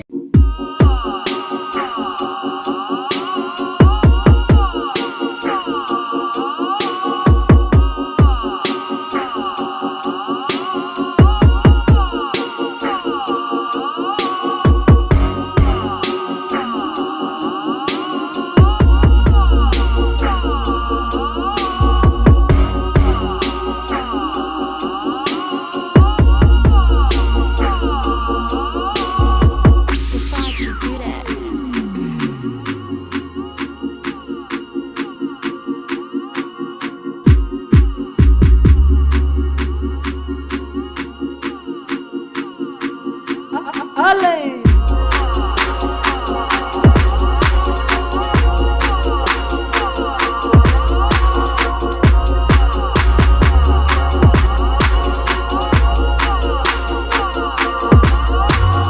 Why'd you do that?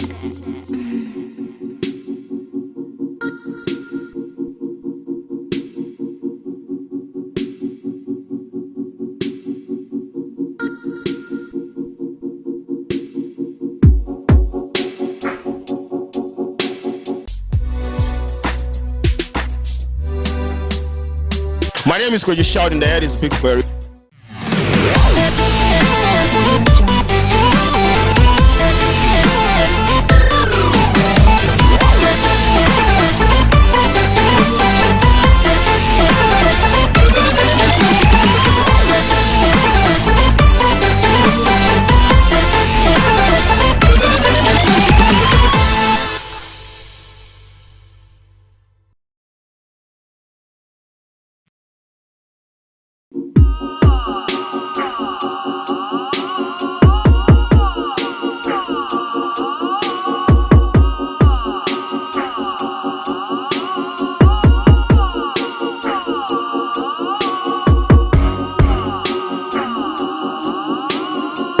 Hello, everybody, and welcome to Legends Arena. But right now, we're going to be doing TDM.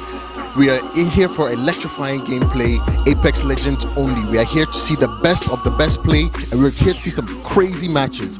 Yes, these are going to be the stations that boys are going to be playing on, and we are ready to see some wild matches. These are the best talents in Ghana, and we are here to see something that we've never seen before, which is TDM. I think this is the first time we're playing TDM on a big stage. So, like, look at these beautiful setups. Whoa, this is an amazing setup. I wish my room was like this. The atmosphere is beautiful.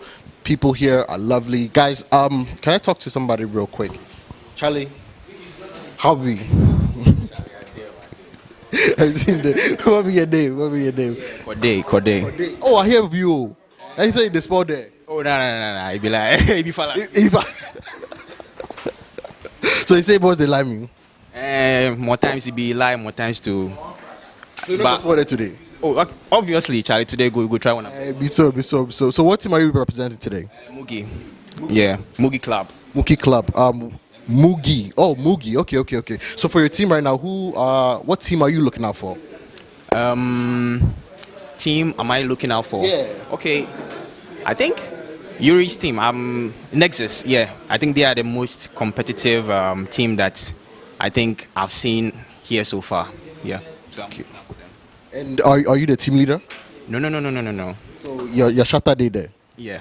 You go spot that. Oh yeah, I go spot that game. Be so. Thank you. Get it again. Kode, right? Yeah. So we are also here with Team GR. You know, Loki, boys they talk about you guys, oh. They say you guys they rush rough. Nobody go fit. So that one there. Oh, and I know his name, but some may not be aware of the big boss himself. So please introduce yourself, the boss himself. Yeah, the name is Lavaji. Yeah, Lavaji. Do we know you from anywhere else? Definitely. One of the gods, former gods of Mortal Kombat. Yeah. So from Mortal Kombat to Apex, please care to explain. We are getting old, right? So now we play Apex Legends for fun, just for the fun of it. So we are just here to chill out. Oh, but Abi go spot there. We try our best. Any particular team you are looking forward to playing or some grudge match? The PC team. The PC team. I've never really fought against a PC team before, so I'm looking forward to that. Okay.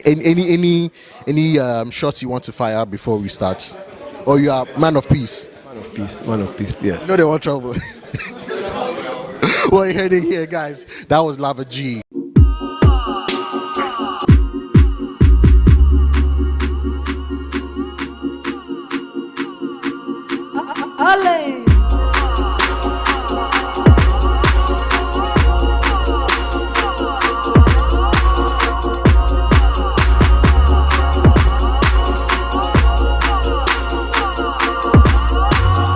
Why'd you do that?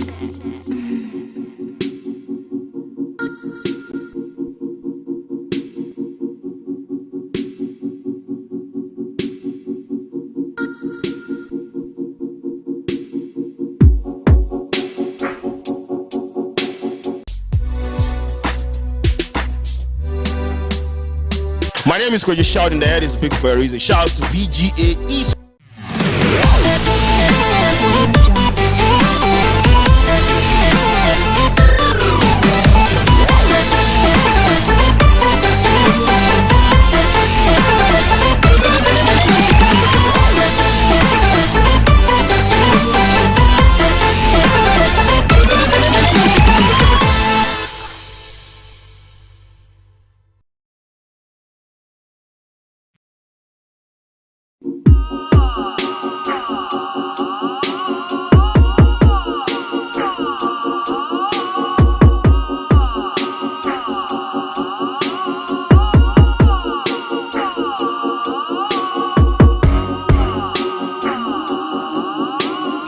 Hello, everybody, and welcome to Legends Arena. But right now, we're going to be doing TDM.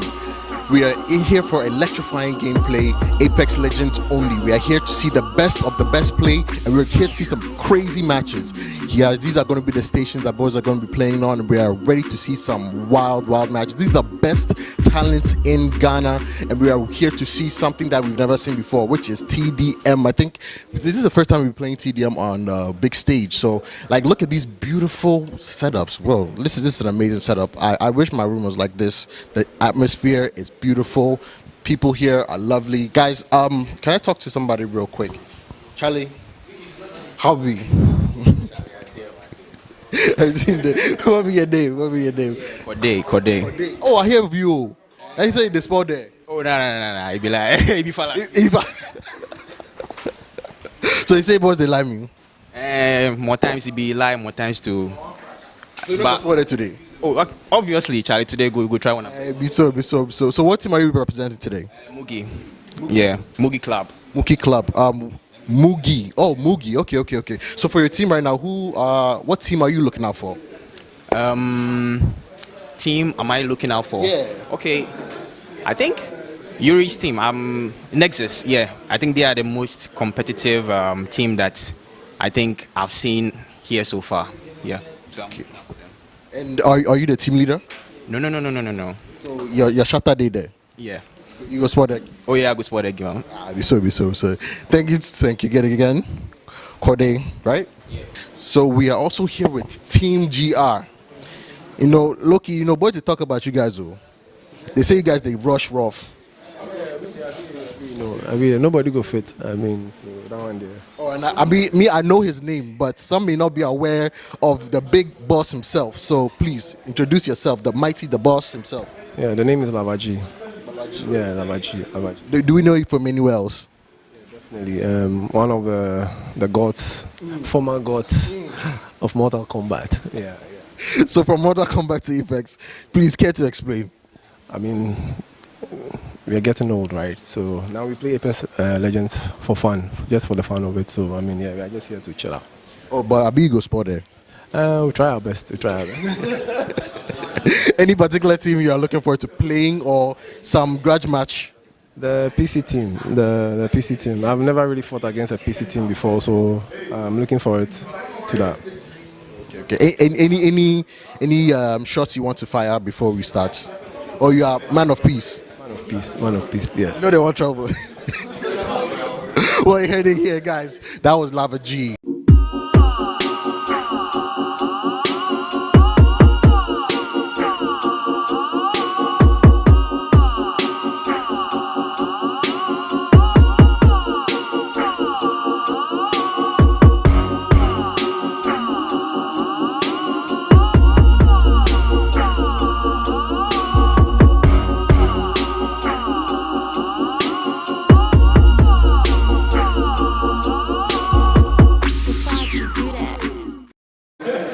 Hello, guys, and welcome back to Legend. Be playing. Can you tell us more about the match fixtures? Currently, we have Team Nexus, as I said, with the most wins. They've had 3 extra matches off stream, and they just dominated. They took down the DK boys that I was having so much faith in, and they've been unstoppable. They've lost 2 matches to them, and they have the highest wins right now, and they are just waiting to get to the semis and the finals, and they are just comfortably holding their current points. But right now, we're looking at a match with TLU once again, with their last match, I think, against Mugi. They are going to fight Mugi again for the second time, and hopefully they will perform this time. They have a final chance, and it's going to be their 3rd match for both teams, and hopefully they pull through this time. I think we've seen that it has been rough for them in the first match, in the second match. But hopefully after playing with Mugi first and seeing their play style, they might strategize, adapt, and come back stronger. Yeah.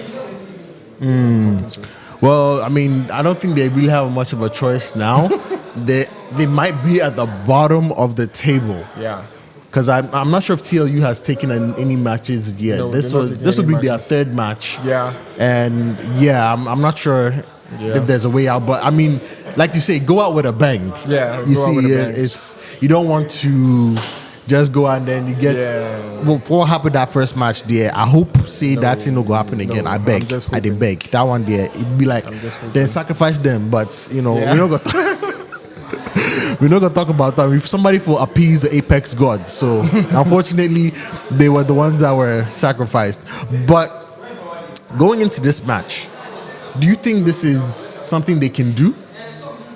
I think it's a very good shot at redemption because, like, you've played Mugi once already, and fortunately, in your group stage, you've gotten the opportunity to play them once again. So, like, they say lightning won't strike twice, but hopefully that's not the case because you've seen it back to back that you play against a team thinking that you get a second chance and they shut you down even harder. But let's see. Maybe we can trust our boys to pull through because off-stream we saw them earlier strategizing, trying to come up with new ways to fight. And we see Slade on conduits now and Eddie Orbs as usual with his Valkyrie. Hopefully we see that they adapt and they change their play style. And we can see that the map has changed this time on Fragment East, where there's the Shima building, there's the train station. Hopefully we will not see more of a campy play style like they did with GR. We see that these ones are with more of mobility with the Octane and the Pathfinder. So let's see. Maybe the campy play style went against them and they couldn't push GR as much as they wanted. But hopefully with this time, the ballistic Watson and Conduit, you can see that they are trying to fortify their ground and try again with a different approach. And indeed, we see Gamer going down to Eddie Orbs this exact spot, this exact spot right at their spawn, just one clicking and gets 106 damage down to him. Would there be anyone able to push on that damage? And we have Watson here. Watson here fortifying the inner room as his two teammates. Amen. It looks, from the looks of it, he's alone and stranded, and he's going to get pushed. Hopefully, they don't get shots behind him.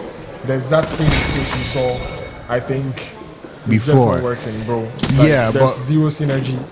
It's not necessarily just that. Unfortunately, he did not deter the person from even pushing him because some shots were missed there and it just kind of did not work out for him. Slade getting pushed hard but able to survive. Yeah, he plays his life, thankfully. He's just trying to get across the map, but you can see the enemy team he's building the high ground there, keeping him in check. Will he see a good opportunity to shoot them in the back? He misses most of the shots and then gets taken down by Eddie Orbs. Yeah, that was just rather unfortunate. He tried to support his Slade, but it just didn't work. Just a rough start, bro. I mean, it's just 5 kills. I mean, we've seen some comebacks from GR and Moody Club. They came back from 7 kills and they made it work. So hopefully we could have the same in this situation. Yeah, I mean, let's look at what's happening right now. They're still trying to play a little bit more defensive. And they get caught in low ground and they just dropped on them. Now Mugi has given up the high ground and just taking the fight to them in their spawn. At this point, TLU is struggling to lose spawn, but we see that Mugi Club got punished for it, losing 2 in the process. And now we see that P. Kelly has been able to get into the train station building and has blocked off the entrance. But Gamer is able to get a flank and get 1 kill from behind them. And now we see that slowly but steadily TLE is catching up to them little by little with now 5 kills, reducing the gap from 5 to just a measly 3.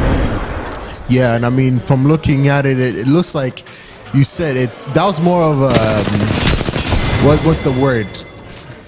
A coordination. Assault? Yes, they were able to see that. Oh, look, my teammate getting pushed. They were able to interact with them and exactly. And now the other situation with Eddie Orbs. Exactly. P. Kelly down. I mean, seems Gamer is there trying to get a clean up on Eddie, and Eddie with the Valkyrie just makes it out alive with his jetpack, enough time to pop shield, and with no means for the enemy team to track him down or catch up with him. At all, and oh my goodness, again pushing the building again, and he does go down. He's gone down to Corday and Eddie Orbs still on high ground, trying to get an idea of what's going on, but jumped in, not knowing clearly, and then he gets punished for it. Corday is on his main Pathfinder right now. Let's see how it goes for him. Well, it seems like how it is right now is that the height is a big difference. They can't just push them anyhow. You see Corday and the Mugi Club just keeping them in check, holding them on height, preventing them from pushing into the train station building, and it's just working out for them. It's working. They will have to change their play style and see if they could get a different means to cross the open. But we see that Slade is hitting some nasty car SMG shots, but he gets punished by Cordy and his teammates. And we see them coming with the last guy who is caught locked. So that's P. Kelly, who is out of position once again on the Watson. Yeah, but I mean, game isn't so. It's not too far apart. It's not too far apart. Yeah, it's they are able to. Yeah, I think they had a really rough start, but they're able to compose themselves much better now. And wow, what a turnaround! Ego child that, but he saw that his enemy didn't have shields on and just pushed him just like that and just deleted him there. But I wonder if the calls were out for him to know that. Oh no, I'm broken. I need help. Yeah, they put himself in such a bad place. Yeah. Looking for the kill. But we see now they're playing together and trying to get control of the room, avoiding and deterring them from pushing. Yeah, definitely. If Kelly's able to kind of fortify the place, you see that. Yeah, much better. I'm sure that was Corday who got a grapple to the high ground and passed the other side, the other entrance, and got one kill on them. You see that they are holding a choke, and you see that the Ops comes in with the arching shots, with Corday coming to finish up the kills for him. The kind of synergy we are talking about. Now, I'm wondering why Slade didn't push with him since he already had the shield from his conduits and tactical. Yeah, that would have been a good idea to kind of push that, because they wouldn't expect the conduits at such a time like that. Yeah, to push. But you see, that's the disparity of the skill. But it seems they are not so used to the legends they are playing. They play it for the situations. Some of them may be one tricks who have their main, but try to adapt to the situation and play characters they may not be so proficient with. They might know how to use their kits, but they might not be used to them long enough to know when to apply their kits. But let's see. We see Eddie Orbs trying to smash Marcus. He tried to take cover, but saw that there was an opportunity to shoot them in the back, but unfortunately he got off a shield and came back and punished him. Oh no, this is a bad call for them from Corday. Taking down Corday. Yep. Eddie Orbs is back in the fight, trying to get some clean shots. Yeah, Mosquito able to take some finish off Gamer Dex. Yeah. And now we see Conde drop his ult to try and deter them from pushing, and wouldn't make it out alive. He came back and got punished for it. But we see that Eddie Orbs coming in clutch with his jetpacks, taking over the high ground, but wouldn't get a free shot on him, and they unfortunately able to live with just a sliver of health. Yeah, I mean, if you have your teammates covering you, you shouldn't really be worried too much about some of these things. And I think they're kind of getting into it again. But with the Octane trying to full send and get a quick kill before his teammates are able to catch up, but he gives up on it, seeing that he has escaped and doesn't want to commit, not make any mistakes. But they trying to play careful, trying to get a different angle. Yeah, they get one kill off of Gamer X and take back the high ground. Now that they can't push them. Yeah, now they're up by 7 kills, and I think this one might also be, apart from just the tactical skill, might also be a little bit of a what's the word I'm looking for?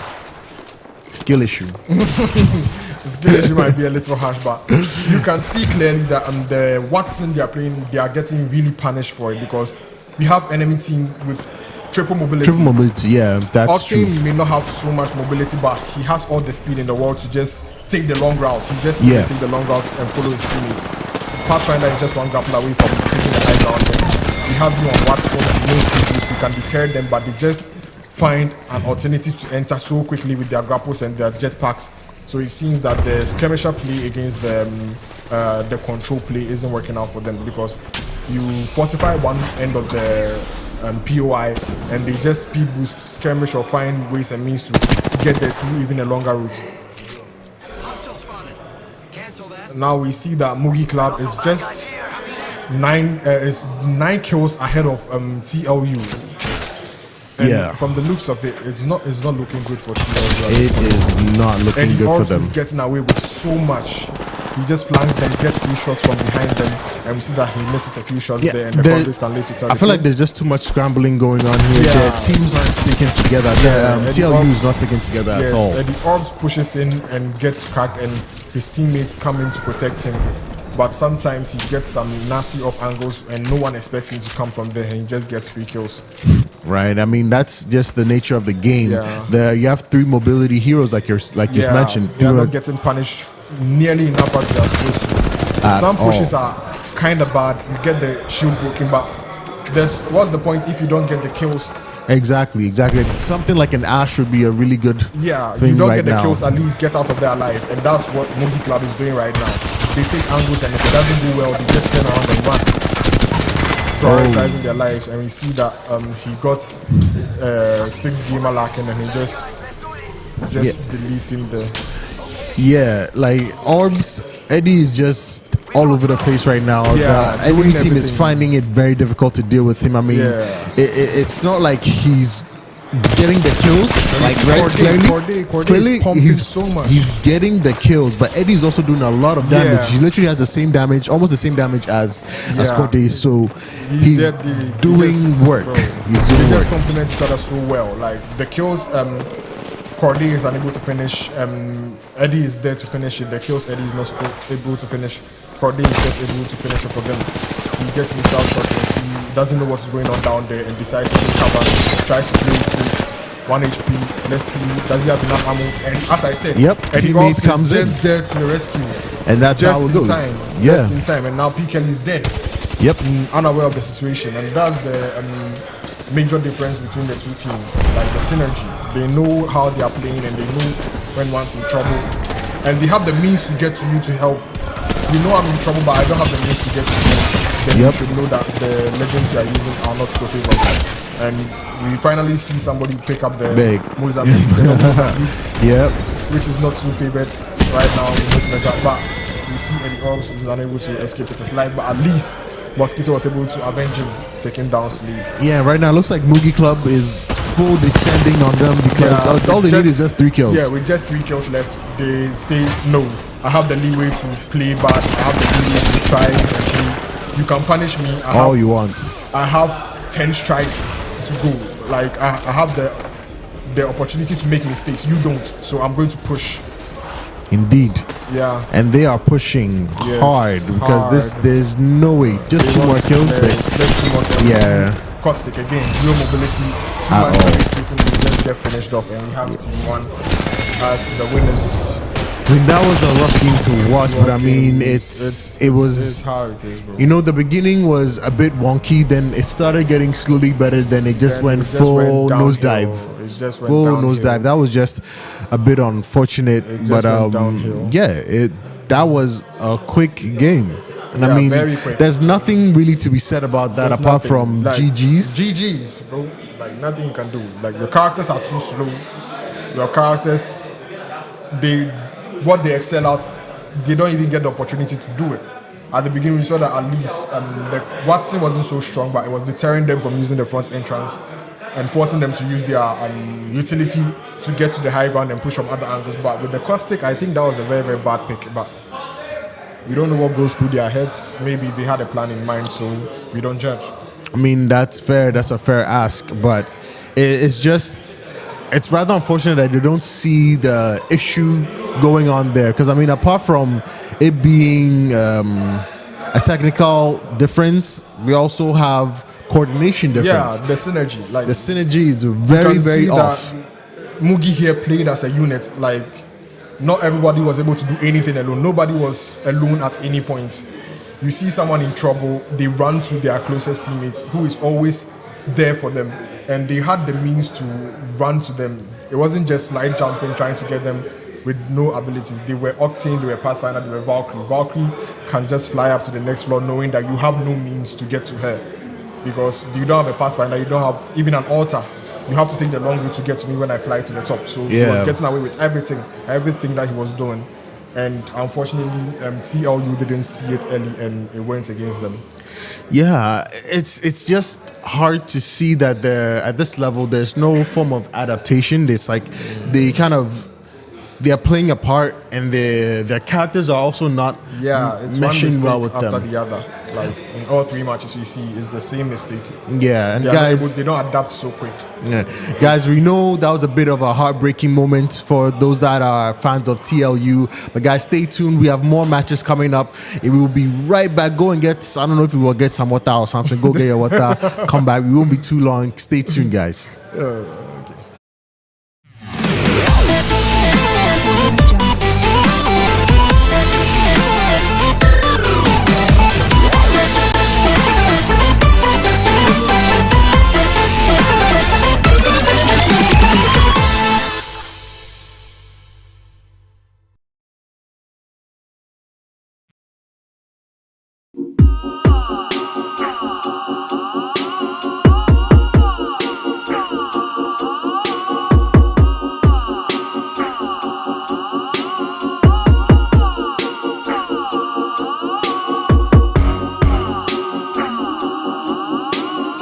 Hello, everybody, and welcome to Legends Arena. But right now, we're going to be doing TDM.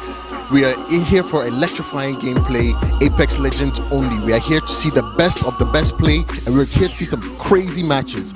Yes, these are going to be the stations that boys are going to be playing on, and we are ready to see some wild matches. These are the best talents in Ghana, and we are here to see something that we've never seen before, which is TDM. I think this is the first time we're playing TDM on big stage. So, like, look at these beautiful setups. Whoa, this is an amazing setup. I wish my room was like this. The atmosphere is beautiful. People here are lovely. Guys, can I talk to somebody real quick? Charlie, how be? What be your name? Kode. Oh, I hear of you. I think they spell there. Oh, no. It be like, it be falas. So you say boys they like me. More times it be lie, more times to. So you know what's there today? Oh, obviously, Charlie. Today go try one. Be so. So what team are you representing today? Mugi. Yeah, Mugi Club. Mugi Club. Mugi. Oh, Mugi. Okay. So for your team right now, what team are you looking out for? Team, am I looking out for? Yeah. Okay, I think Yuri's team. Nexus. Yeah, I think they are the most competitive team that I think I've seen here so far. Yeah. So, Okay. And are you the team leader? No. So your shutter day there. Yeah. You go spot that. Oh yeah, I go spot that girl. Be so. Thank you again. Corday, right? Yeah. So we are also here with Team GR. You know, Loki, boys, they talk about you guys, though. They say you guys, they rush rough. Nobody go fit. So that one there. Oh, and I know his name, but some may not be aware of the big boss himself. So please, introduce yourself, the boss himself. Yeah, the name is Lavaji. Yeah, Lavaji. Do we know you from anywhere else? Definitely. One of the gods, former gods of Mortal Kombat. Yeah. So from Mortal Kombat to Apex, please care to explain. We are getting old, right? So now we play Apex Legends for fun, just for the fun of it. So we are just here to chill out. Oh, but Abi go spot there. We try our best. Any particular team you are looking forward to playing or some grudge match? The PC team. The PC team. I've never really fought against a PC team before, so I'm looking forward to that. Okay. Any shots you want to fire before we start? Or you are man of peace? Man of peace, yes. No, they want trouble. Well, you heard it here, guys. That was Lava G.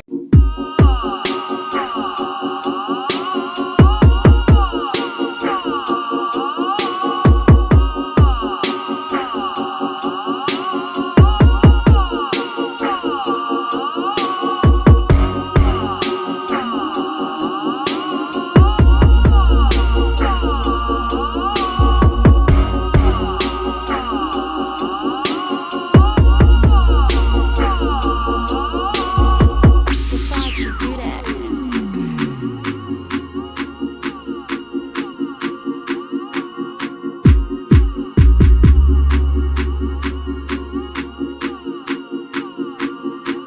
Ole!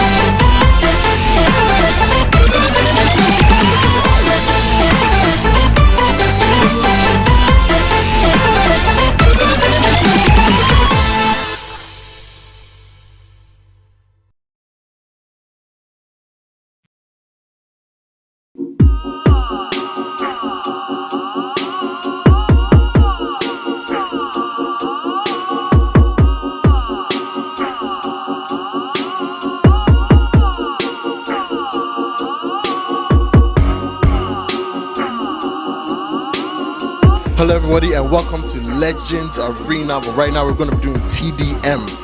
We are in here for electrifying gameplay, Apex Legends only. We are here to see the best of the best play, and we're here to see some crazy matches. Yes, these are going to be the stations that boys are going to be playing on, and we are ready to see some wild matches. These are the best talents in Ghana, and we are here to see something that we've never seen before, which is TDM. I think this is the first time we're playing TDM on a big stage. So, like, look at these beautiful setups. Whoa, this is an amazing setup. I wish my room was like this. The atmosphere is beautiful. People here are lovely. Guys, can I talk to somebody real quick? Charlie, how be? What be your name? Kode. Oh, I hear of you. I say the spot there. Oh, no. It be like, it be falas. So you say boys they like me? More times it be lie, more times to. So you know what's there today? Oh, obviously, Charlie, today go try one. Be so. So what team are you representing today? Mugi. Yeah.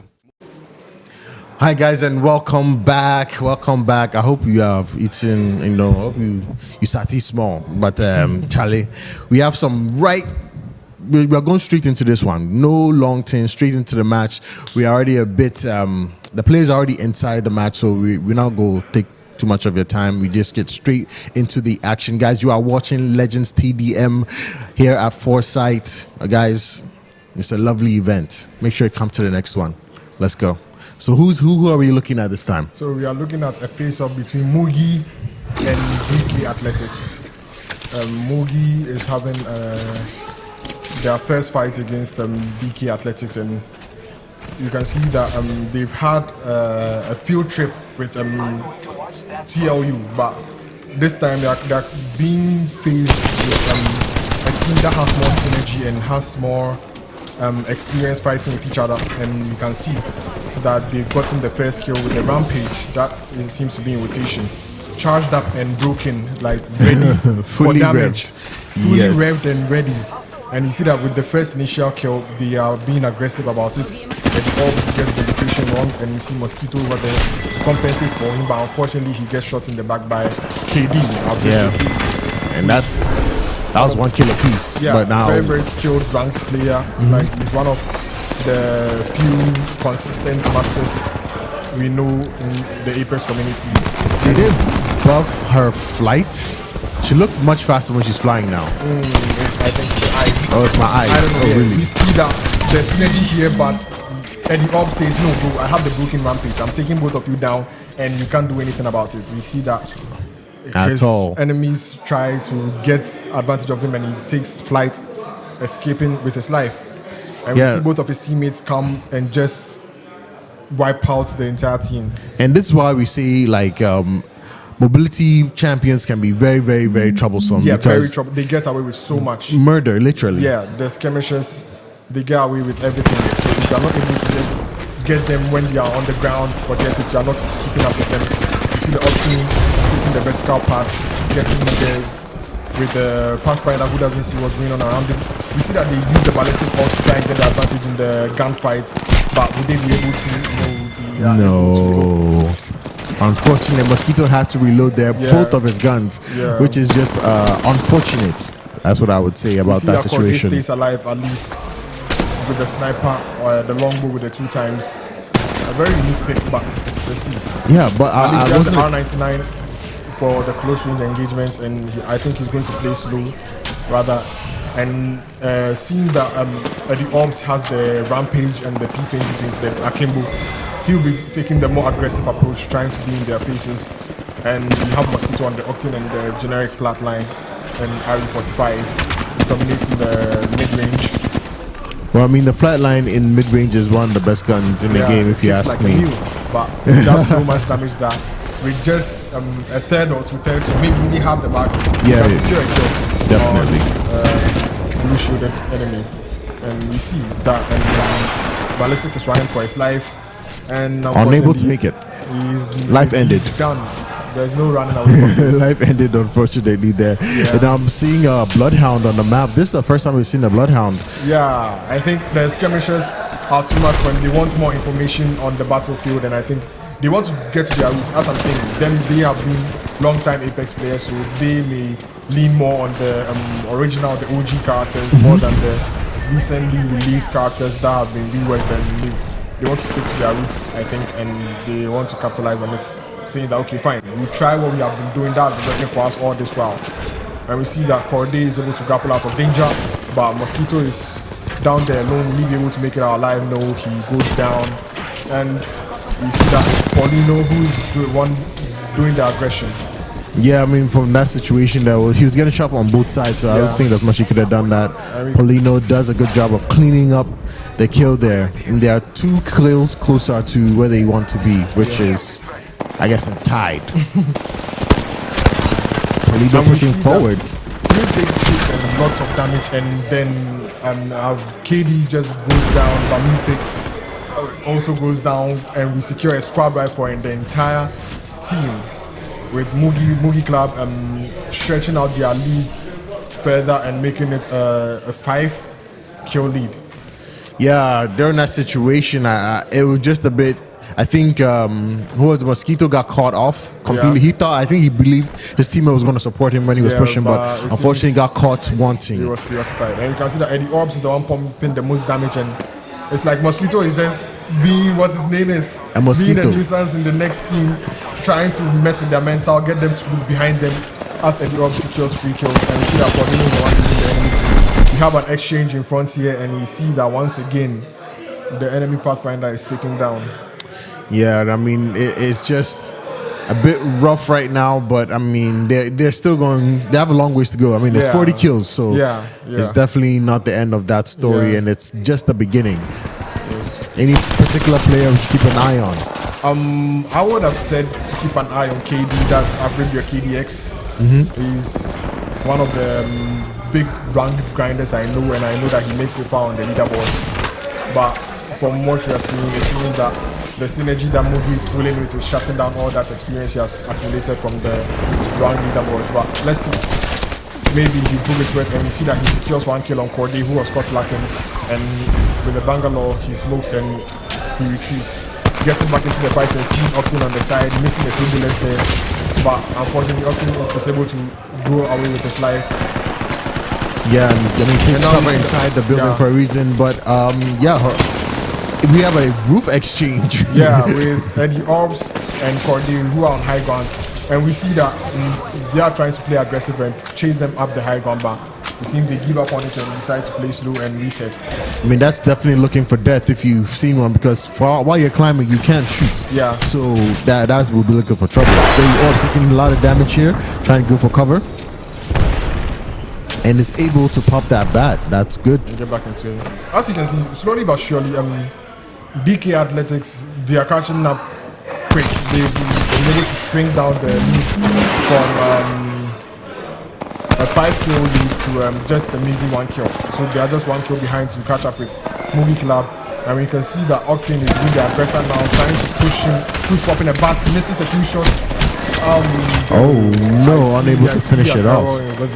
That was a big error. Yeah, that was a big error. He's not supposed to be taking any care package guns, but we see that he was having a peacekeeper on him.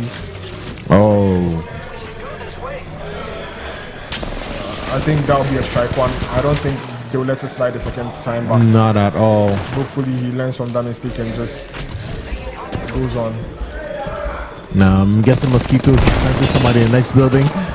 Yeah. Gets really good shots on that Pathfinder, chasing him down, trying to finish off the kill. Pathfinder in the bad position. With him, and now he goes down for Sky.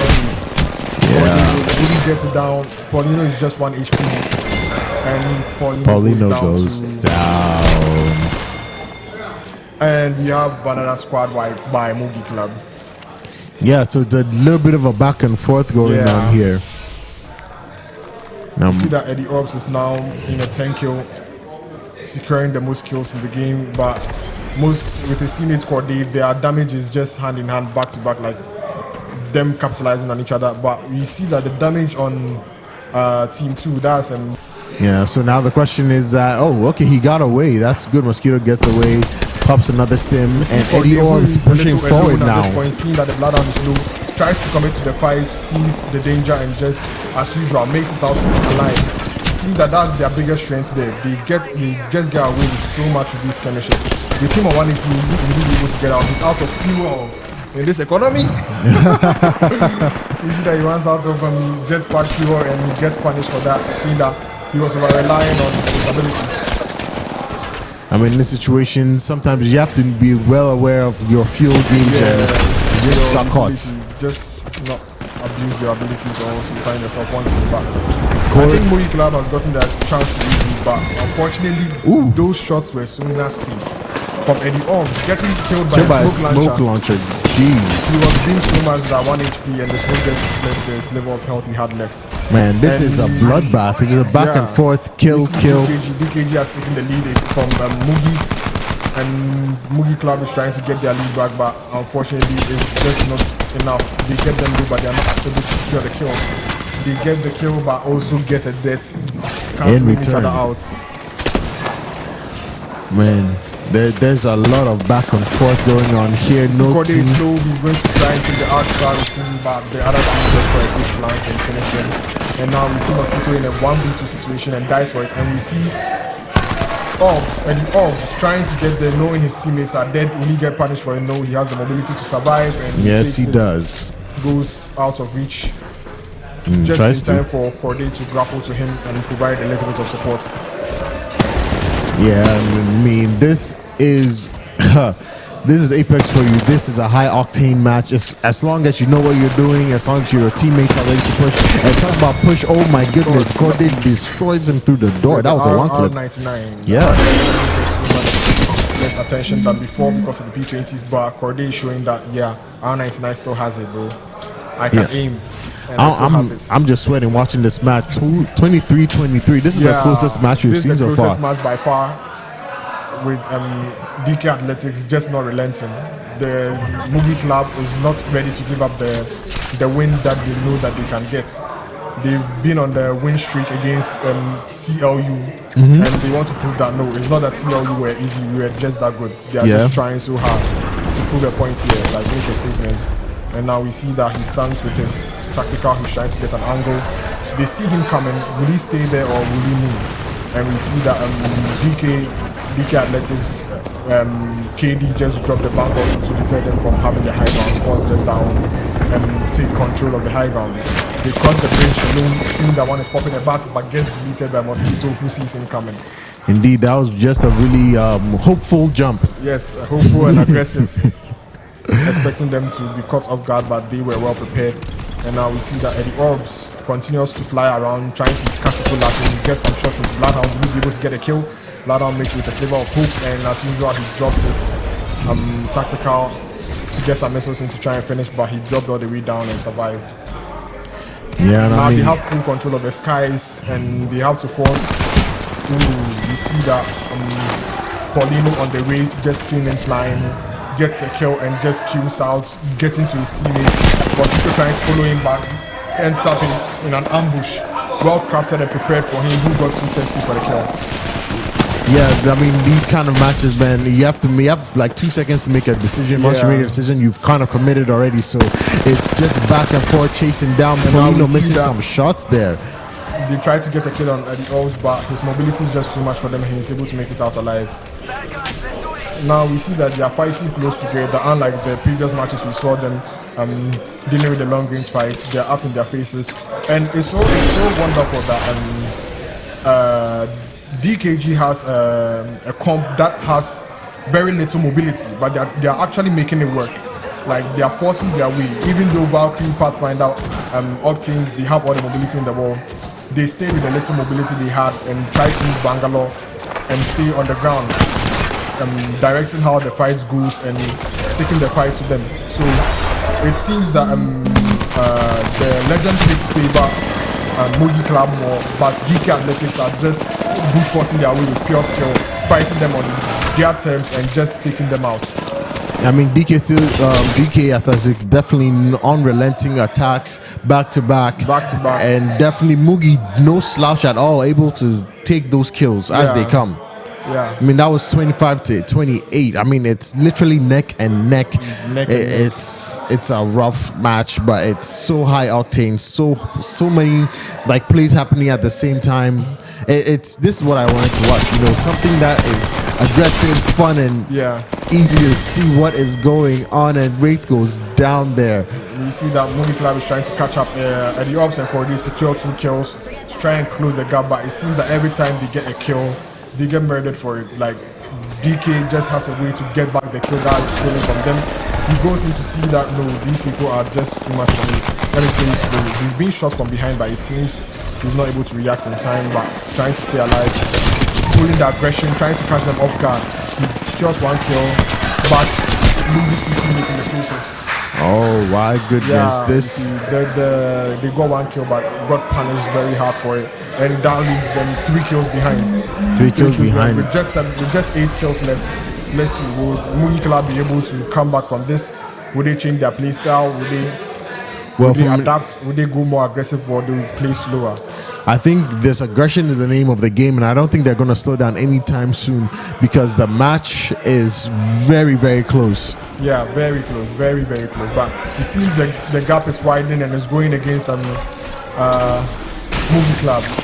But I feel like the weapons they choose to have a little bit to do with it. But with the sniper, maybe he loves the R9 too much and is willing to let go of a secondary gun to have the R9 because they are not having any opportunity to use the sniper.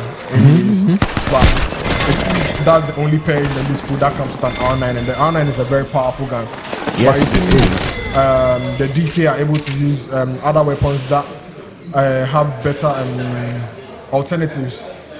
Bangalore to smoke to get them an opportunity to reset when they take damage and cause Mugi Club to get into the smoke if they want to get any shots off because you can't see anything. You can't see anything through the smoke. That gives them a lot of survivability and allowed them to get away with a little bit of damage, knowing that the teams will have to push into a smoke where anything can happen. And mind you, it's a full controller lobby. I don't think there's anyone in there playing mouse and keyboard. So the bank smokes disable aim assist. So it deters controller players from pushing into such smoke because anything can happen. It's not like the comfortable tracking you get. It may be harder to aim there, and I think they use that to their advantage to keep them alive more. And we see that Eddie Oggs, as usual, he kept himself alive with the Valkyrie jetpacks, taking high ground. But in this case, there was always somebody on the high ground waiting for him, but for some reason he was able to keep himself alive for the most part. So it was just back and forth of them killing each other and getting killed. So honestly, this is the most competitive match I think has been there for today. Yeah. Because the gap was so little and the lead switched like 4 times before the match ended. And a lot of back and forth like there. We see both of them adapting their play styles and showing the results that guys, and like you said, this was the closest game that we have so far. I think the best game, honestly, that we watched so far. And guys, stay tuned. Just like you saw, there are more matches to come. So stay where you are. Go drink some water, cool down small, because that one was hot. So guys, go get a quick drink. We'll be right back after these messages.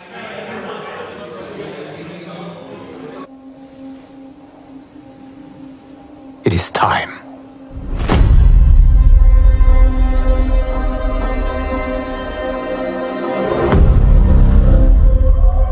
Time to wake up to a new reality. To a blank canvas that I have painted in with warmth and peace. In my new era, the choice is yours. Whether to live in quiet serenity or bloody strife.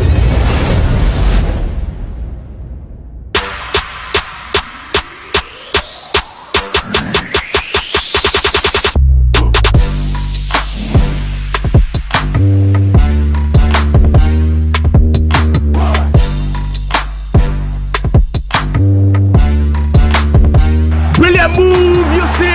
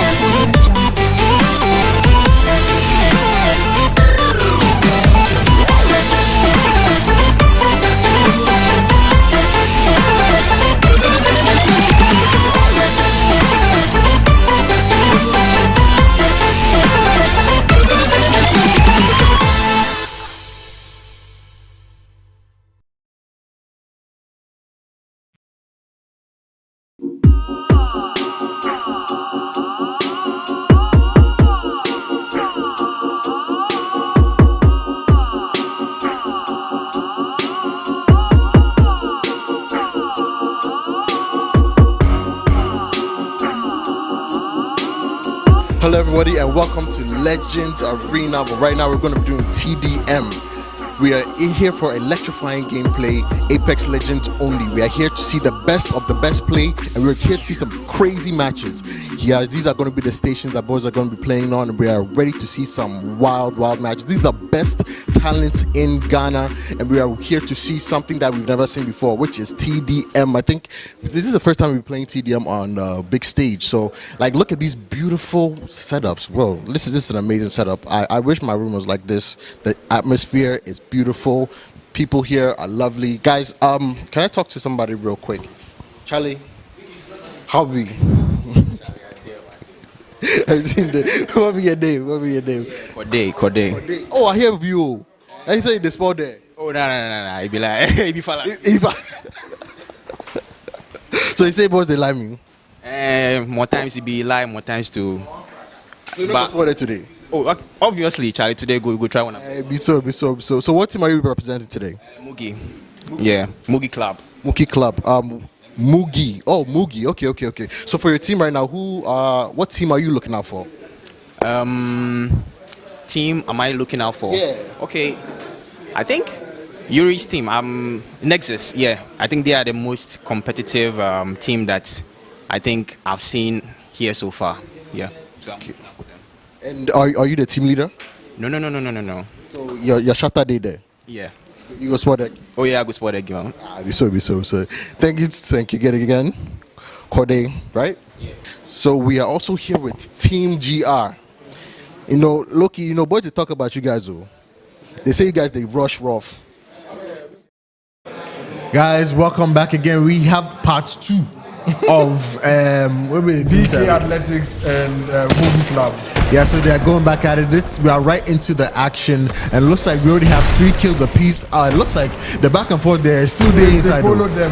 I think this time the DK Athletics got the arena pick, so they chose Party Crasher, which we've not. I don't think we've seen in the matches. We have not. It's one of the open maps, but it seems they have experience there and chose to play that map. And this is their second bout, and as you can see, already 3-3 on both sides. No one is relenting at all. But this time it seems Mugi Club opted for the Sparrow play style, getting the recon, getting the scans to get some information, like how they are getting theirs from the Bloodhound. I mean, with the Party Crasher, the issue is that sometimes you might not realize that somebody's flanking you. Yeah, there are so many open spaces. Valkyrie may dominate, but like there are so many approaches, and the high ground is not as high as Cowtown. It just takes a few seconds to climb the high ground, and it seems that you see that Corday, New Taker grapples with the Pathfinder and just gets into their face and secures a kill. And that's one of the reasons why we're saying that you need the scan. Yeah, right. You see him coming, then you can beam him in mid-swing. And you can even be more aware that, and might even scare him off that, they know where I am. Yeah, you see them applying so much pressure onto Lamba. He's able to hit the shot, and the Mastiff comes in clutch with Paulino being the better aimer. Oh my goodness, where did Mosquito come from? Yeah. Literally, the Mosquito. They didn't even see him coming. He takes so much damage. Eddie goes down. Eddie back on the board. Cody is pushing forward right again. This is what I call team deathmatch. Yeah, this is a team deathmatch. There's no clues. You don't see who is winning. It's just going. And they have just 15 minutes to prove themselves. What a good scan. That came in clutch there. Ballistic over there trying to secure 1 kill before he dies. He gets the kill and still lives to tell the tale, but no. What a good shot. Sparrow just comes in saying, no, you got my team, I'm going to get you for it. Yeah, good shot from Paulino. Able to crack 2 players, and the team was able to come and clean up, but it looks like definitely weren't able to do that. You see that Mosquito also is taken down. I think DK Athletics, I think they are performing better on this map. See that they are in the lead with 3 kills. They are still able to maintain the 3 kills. And the Orbs comes in trying to get the finish, but he secures it and gets away with it. Playing the high ground, trying to hide. Oh my goodness, peekaboo. Peekaboo Mastiff to the face. He was not ready for that. Oh my god. Paulino is taken down by Corday. because his teammates are far away, unable to make it in time. Did you see what happened to Eddie's health bar? It just disappeared, bro. That's the beauty of Mastiff. You could be 100 HP now and be 0 HP the next second. And one thing I do realize is that I think the kit has a bit changed a bit, right? Yeah, we see that the R9 is now paired with the R301 to make it even stronger. Now you don't have to sacrifice and keep a sniper. You have the R301 that excels in both mid-range and close range, and you have the R9, so it's more powerful now because it comes with its big brother, the R3. And these are some good shots by Corday there to trade in his favor. But it looks like that's team. Corday's on which team? Mugi. Corday is on the Mugi club, and they are team 1. Team 1, yeah, team 1. 2 kills behind, and they are taking things slow. You see that Eddie Orbs comes in trying to be aggressive and pays the price. You see, the DK Athletics are playing passive right now, trying to play slow, trying to see the skirmishers coming and punish them. This time, they are not going to get flanked by skirmishers. They are playing quietly and waiting, baiting them into pushing them and punishing anybody who dares to push them. Yeah, and then from what I'm seeing so far, it's going to be they've slowed down the game right now. They don't want to be too aggressive. They're trying not to make any situation. And wow, they take it. For the third time, Eddie Orbs tries to get in and they still punish him for it. And now we see that Mosquito 2 comes in unable to secure the kill, and we see that the gap is widening. As you can see, the gap is DK widening. Athletics has changed their playstyle completely. They are no more the aggressors. They are just playing as defensive as they can, trying to punish anyone who dares to push them, because they have conduits who will secure them. They are held back and give them a longer health pool. Keep them in the fight long enough rather than spend 5 minutes popping the bats. She just gives you her tactical and you are ready to go in just a few milliseconds. Yeah, and from the way it's looking, the Orbs and the Mugi Club are adapting to it, not being too aggressive now. They are playing a little bit slower. Yeah, but Eddie does change to the Ash, which definitely would be a good call. Yeah, would stop them from exactly. Yeah, he gets his snare in. Pathfinder is in trouble and he gets deleted. The powerful Ash snare just gets him so vulnerable, like nothing he can do over there. And we see that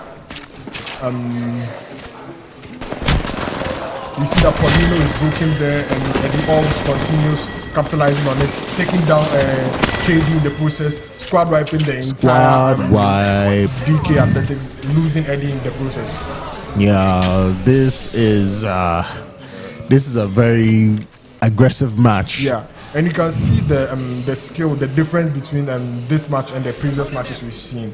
You can see that as he saw that the Valk isn't working. I tried flanking 3 times and they punished me for it 3 times. He went for the direct approach. Okay, fine, I'm going to play Ash and punish you, snare you. I won't get to you, but make sure I punish you if you try to get to me. And you can see that's what makes them a very good team. They knew when to switch, they knew when to adapt, not trying the same thing over and over again. Like, it's so wonderful seeing them do that, because that's what we have been expecting from other teams that have not been so favored in this tournament.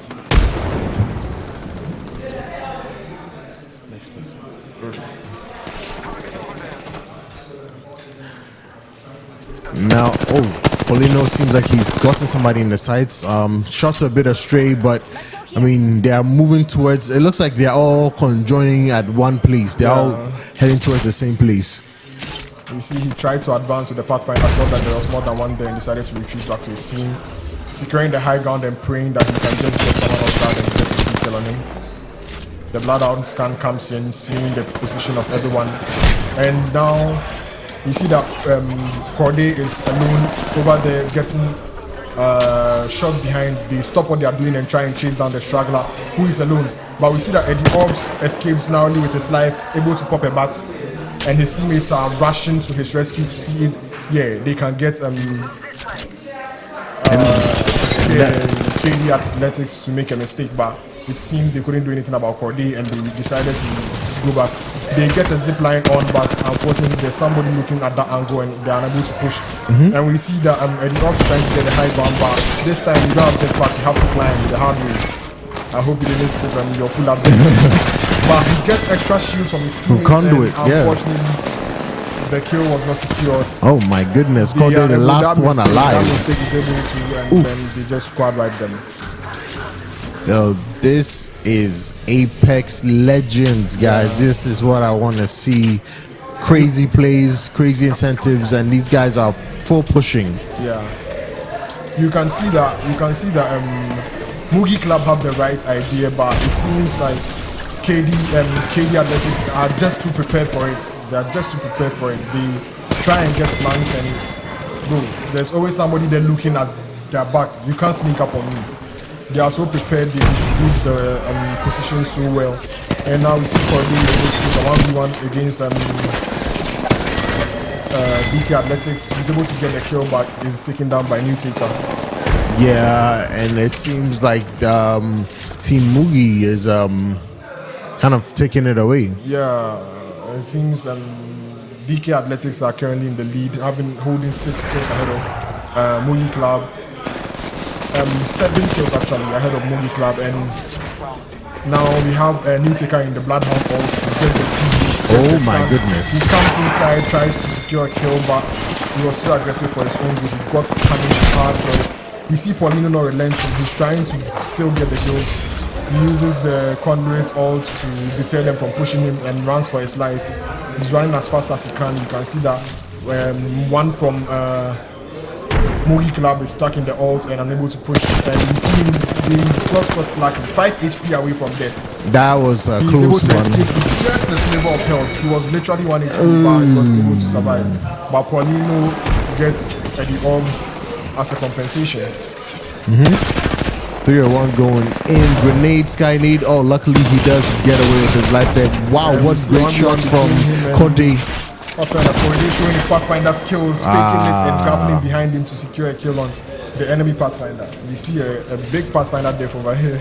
Definitely, that Clearly, one has was been playing one longer than the other. definitely. Or maybe he just couldn't grapple away in time, but that was just a great exchange from Yeah. Cody, honestly.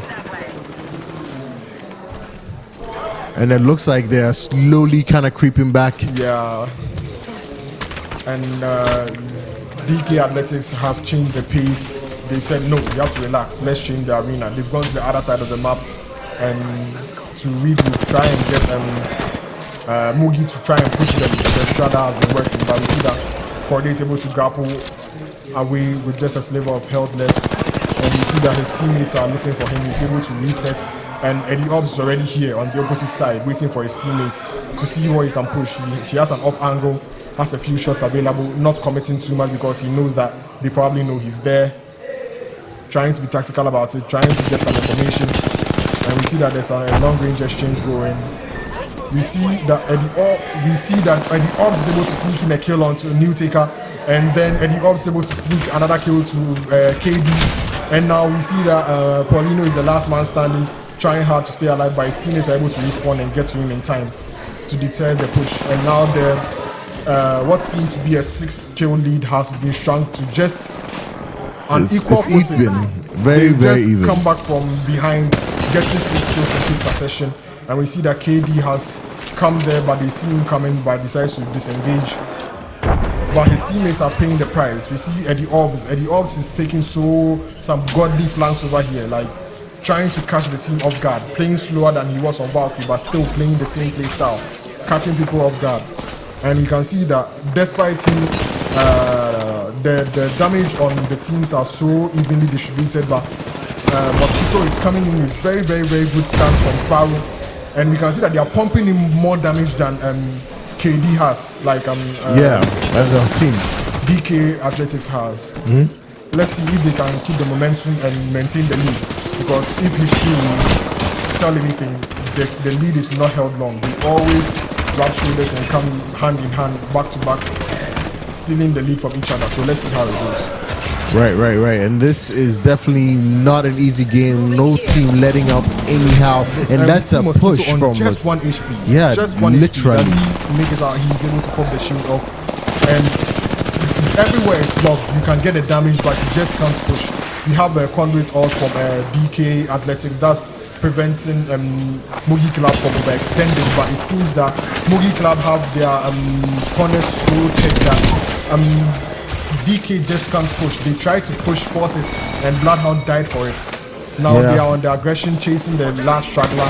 They locate him and they just beam him all three at once, losing everything. There's nothing you can do in a 1v3 situation no, not at all. Stretching the lead from a draw to a whole 5 points lead. 5 points lead. Like, Mugi Club is so unrelenting and they are just showing their skill that no, we may not be used to Party Crusher. We prefer the Scouter and Fragment, but bro, we can adapt quickly. Yes, and we will they change our play styles and we will adapt. And we see that Corey is the only one left, but they get a quick squad wipe. Down. And there are two kills down. That's all they need to catch up. You can see that the Conduit is really favoring them, favoring the DK Athletics, because you see that Mugi Club is always wasting 5 whole seconds trying to pop shields, but they just come in with the Conduit tactical and they get their shields so that they can stay in the fight longer. But bro, you can see that it's just working for them. We see that Eddie Orbs runs for his life with the Ash pot, goes to his teammates and say, if you demand, I'll take the Ash pot, make you see. And we see one with the big, I don't know if it answer you, like with the big guts, who just comes in saying that, bro, I'm not scared of you, I'm taking that pot and chasing you, and he dies for it. But we see that Mosquito is 1 HP. Just 1 Will HP. anyone be able to shoot him, or he's able to come back? He's able to come back. Yeah, this fight is so heated. It's so heated, and unfortunately, very the 15 heated. minutes are up. Yeah. We see that Mugi Club have the points lead, and because of the sake of time, all fights have been limited to just 15 minutes only. So if things are correct, I think Mugi Club will advance, and with their 3 wins, and unfortunately, DK will not have an opportunity to beat them.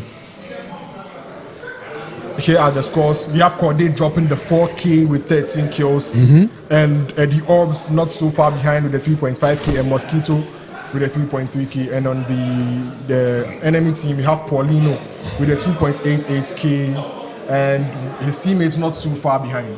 Right. I mean, as when the first time that was tight, the second one too. So tight. It was tight. So, I mean, nobody's relenting. We saw in this match, we saw change of play styles like 3 times. Yeah. 3 times. It was first the aggressive Valkyrie pushes, and DK Athletics said, no, we can't let this Valkyrie keep getting away with trying to flank us. And they strategized accordingly, and they shut down Corday 3 times. Back to back. He came and he got deleted. And he said, no, okay, fine. If Valkyrie is not working, I'll try Ash and come straight for you in front of you. I'm not going to take angles. I'm not going to fly away. I'm going to stand my ground and snare you. I'll prevent you from running, but I'll come with my team. Right. And we see that it worked for them, and it caused another play style change. And we see that when they are dominating on the left side of the map, the DK Athletics will take the fight to the right side, forcing them to cross in hopes of getting them in the open and get free beams. But for some reason, every time Corday got caught lacking, he was able to grapple out of there, keeping himself alive, keeping his 1 point kill that he could give to them. He said, no, I'm not giving it to you. I'll survive. I'll try my best to survive. I mean, it was really amazing seeing how he was able to stay alive, and it favored them. It favored them so well. I mean, that's that Pathfinder life. Yeah. No, just in and then out. But talk about out, we are not done. Don't go anywhere. Don't go out. Stay inside. Yeah. We will be right back, guys, shortly. Stay tuned. It is time.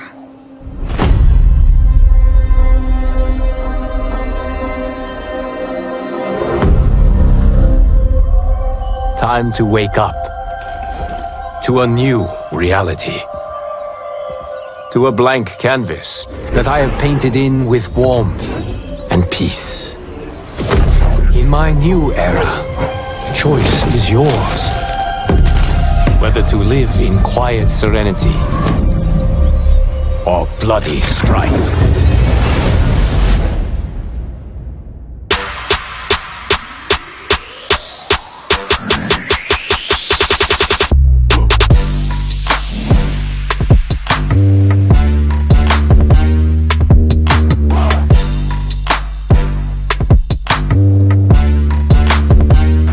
Move, you see.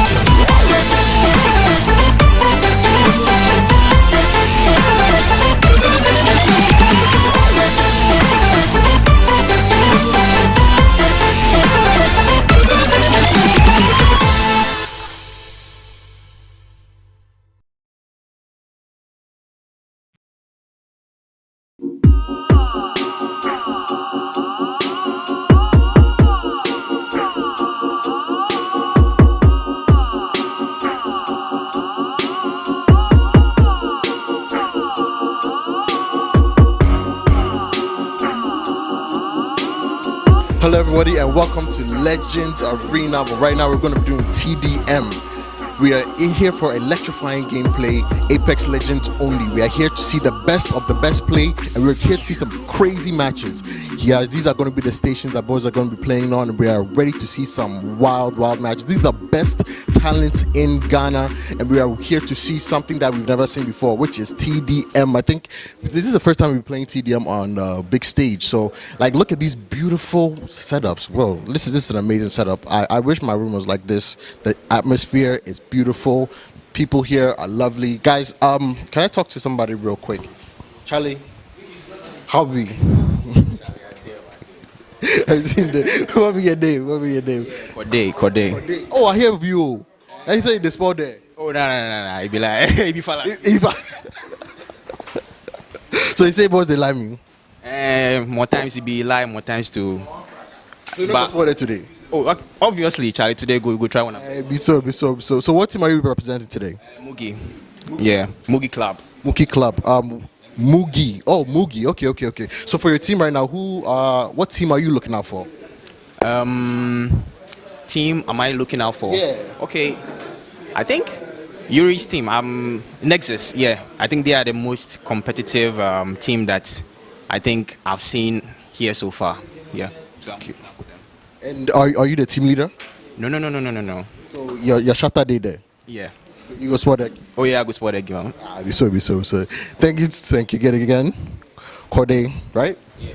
So we are also here with Team GR. You know, Loki, boys, they talk about you guys, though. They say you guys, they rush rough. Nobody go fit. So that one there. Oh, and I know his name, but some may not be aware of the big boss himself. So please, introduce yourself, the mighty, the boss himself. Yeah, the name is Lavaji. Yeah, Lavaji. Do we know you from anywhere else? Definitely. One of the gods, former gods of Mortal Kombat. Yeah. So from Mortal Kombat to Apex, please care to explain. We are getting old, right? So now we play Apex Legends for fun, just for the fun of it. So we are just here to chill out. Oh, but Abi go sport there. We try our best.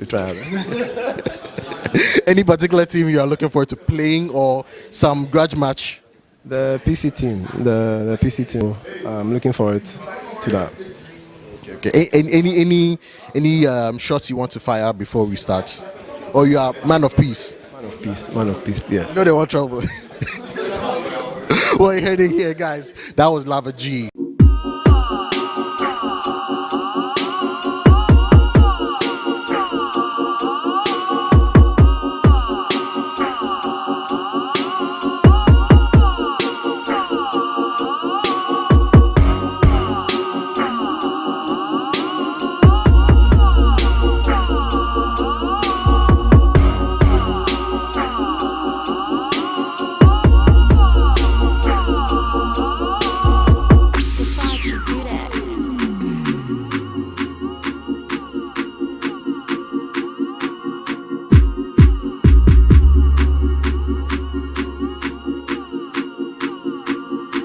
Ledend.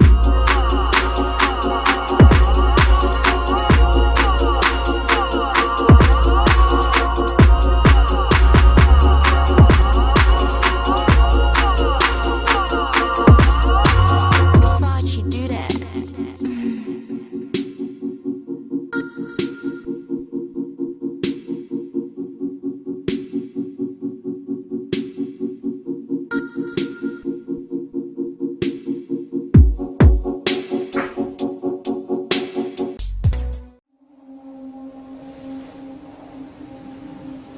It is time.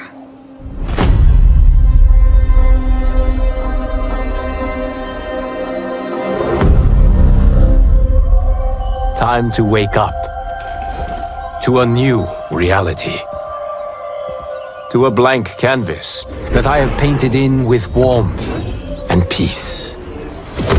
In my new era, the choice is yours. Whether to live in quiet serenity or bloody strife.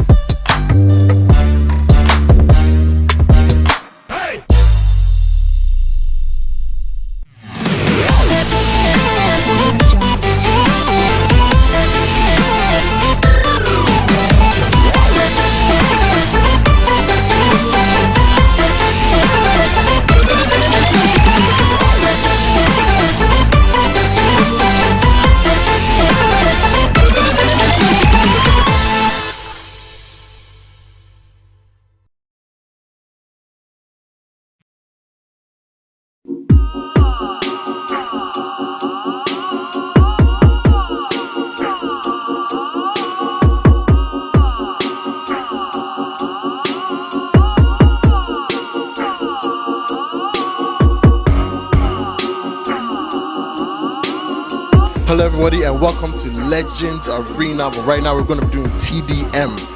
We are in here for electrifying gameplay, Apex Legends only. We are here to see the best of the best play, and we're here to see some crazy matches.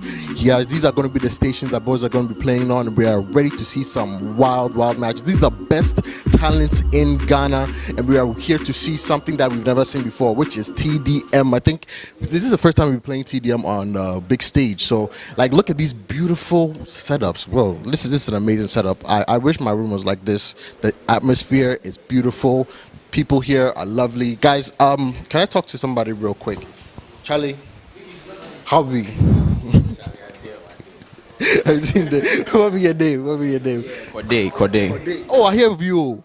I say the spot there. Oh, no. It be like, it be fala. So you say boys they like me. More times it be lie, more times to.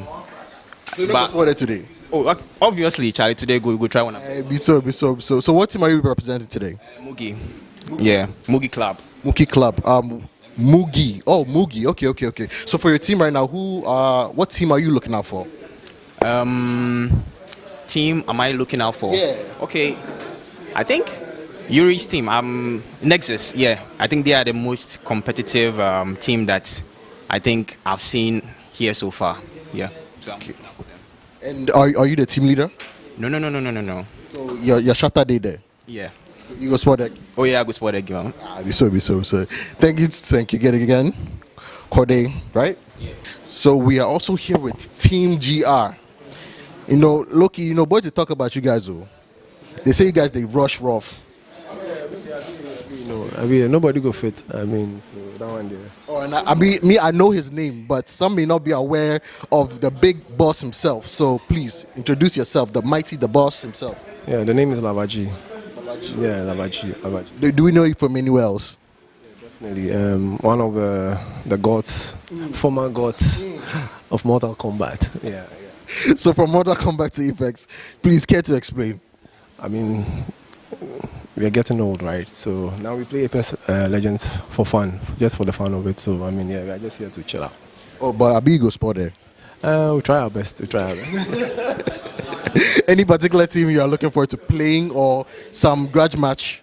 The PC team. The PC team. I've never really fought against a PC team before, so I'm looking forward to that.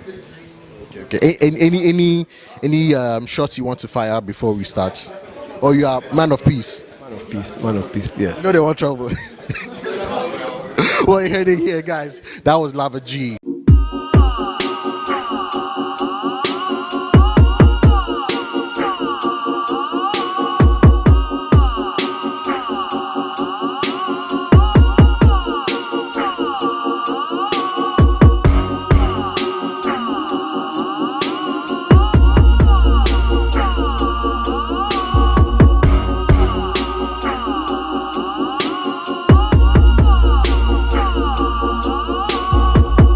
Why'd you do that?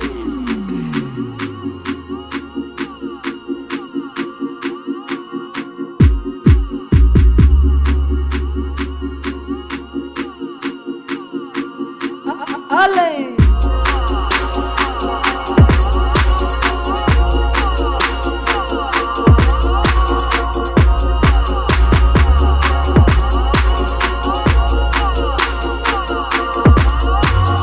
Why'd you do that?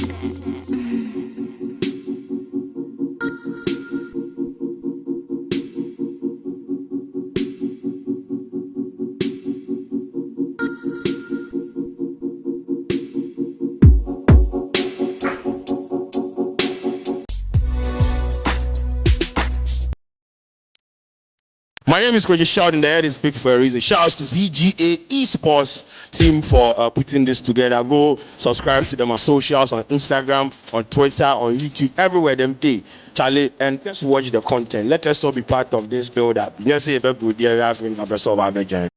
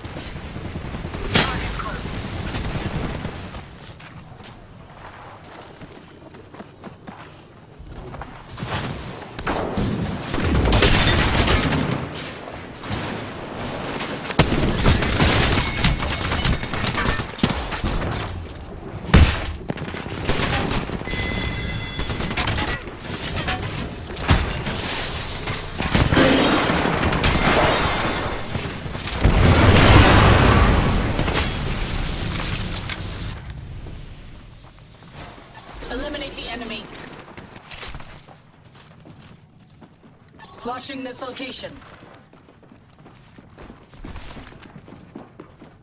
Foe here. Watching here.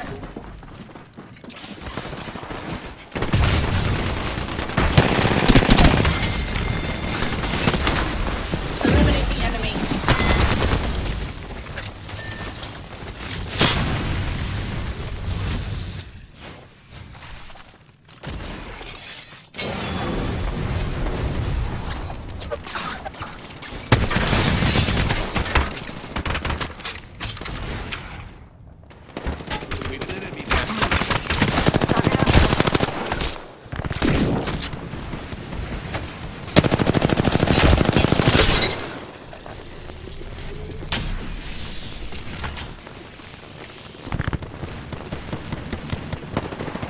Contact.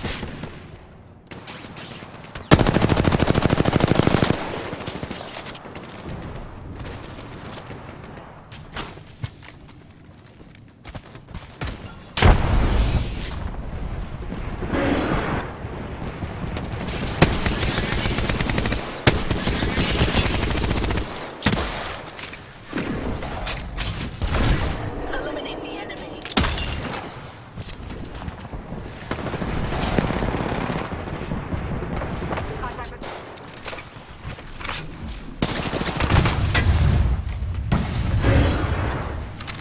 Let's regroup here.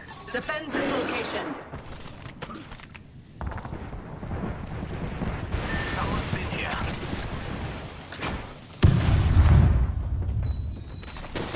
My ultimate is charged.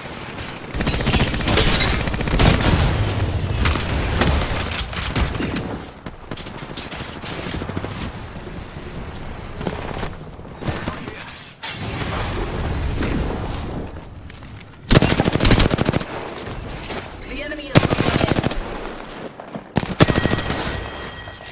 Enemy close.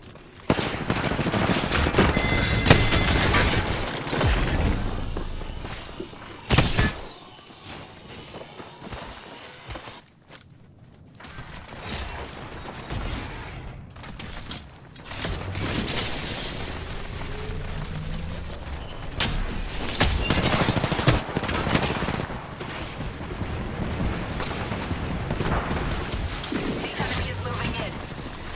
An enemy here. Enemy close.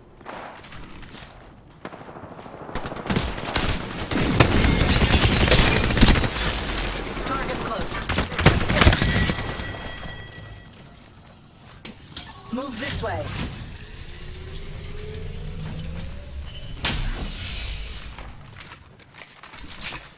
Moving here.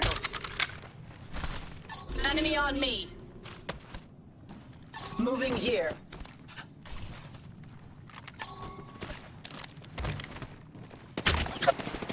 Enemy in the distance. Hooligans spotted. Move this way. Watching this location.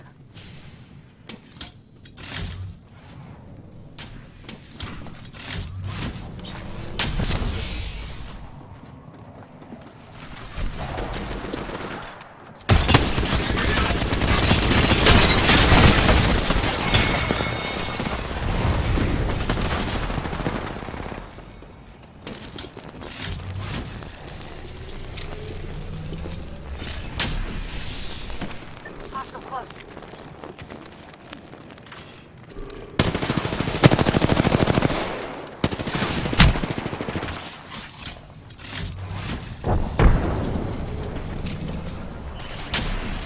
Eliminate the enemy. Focus here. Get here.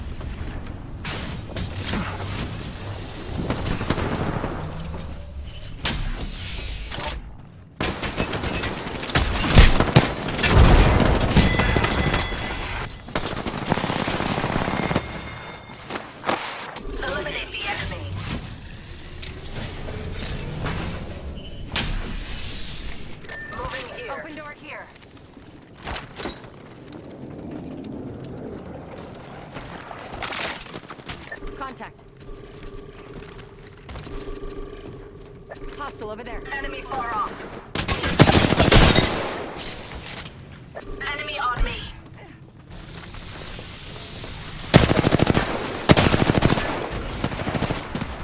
Launching this location.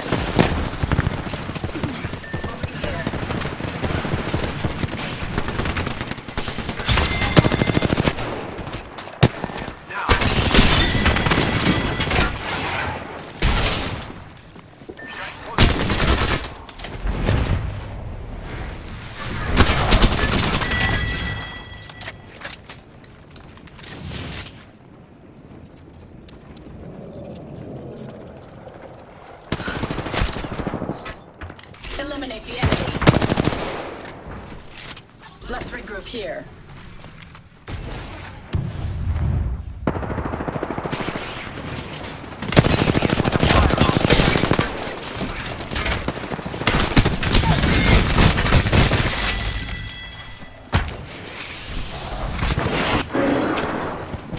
The enemy is moving in.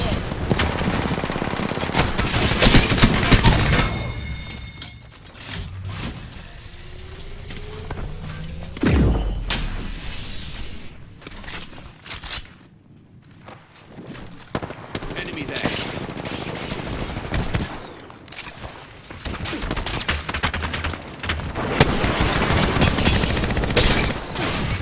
Enemy on me. Hooligan there.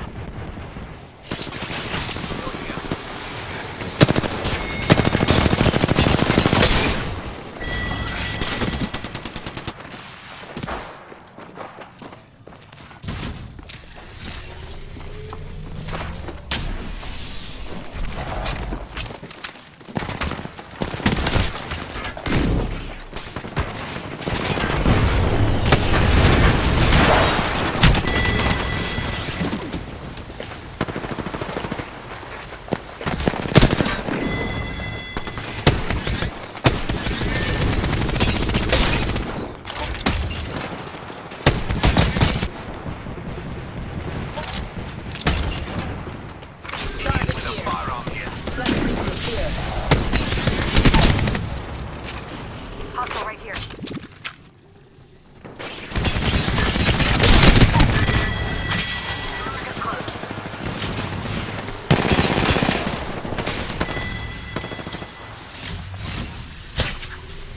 Watching here. Enemy is not. Target close.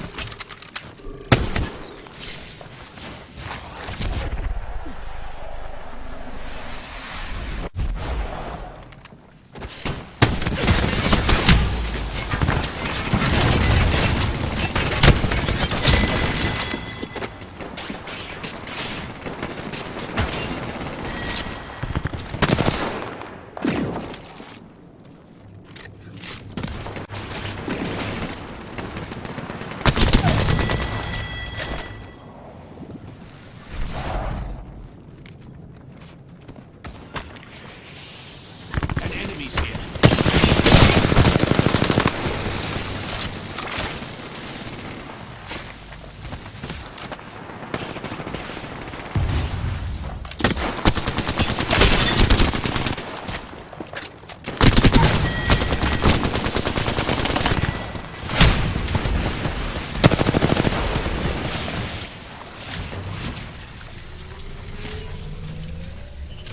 We've an enemy here. Hostile right here.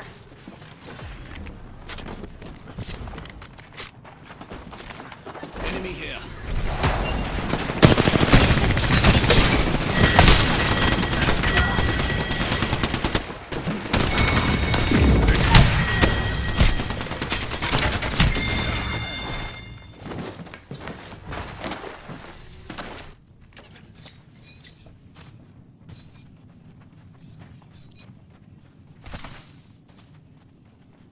Go here, fellas. Here.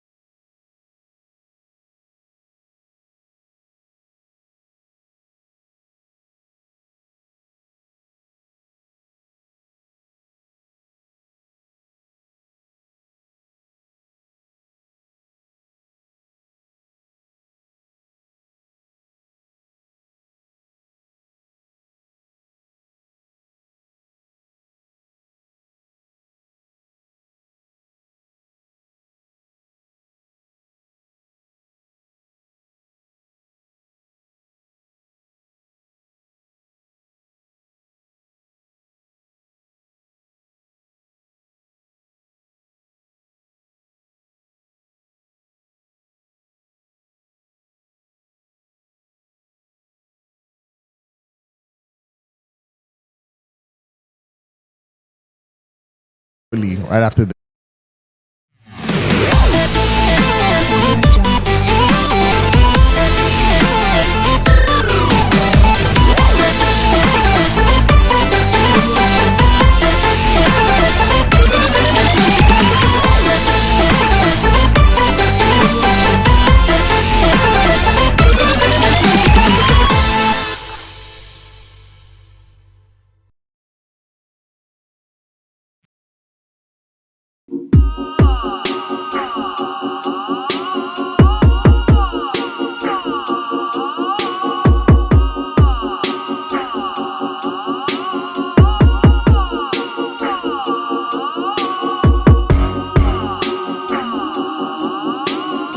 Hello everybody and welcome to Legends Arena. But right now we're going to be doing TDM. We are here for electrifying gameplay, Apex Legends only. We are here to see the best of the best play, and we're here to see some crazy matches. These are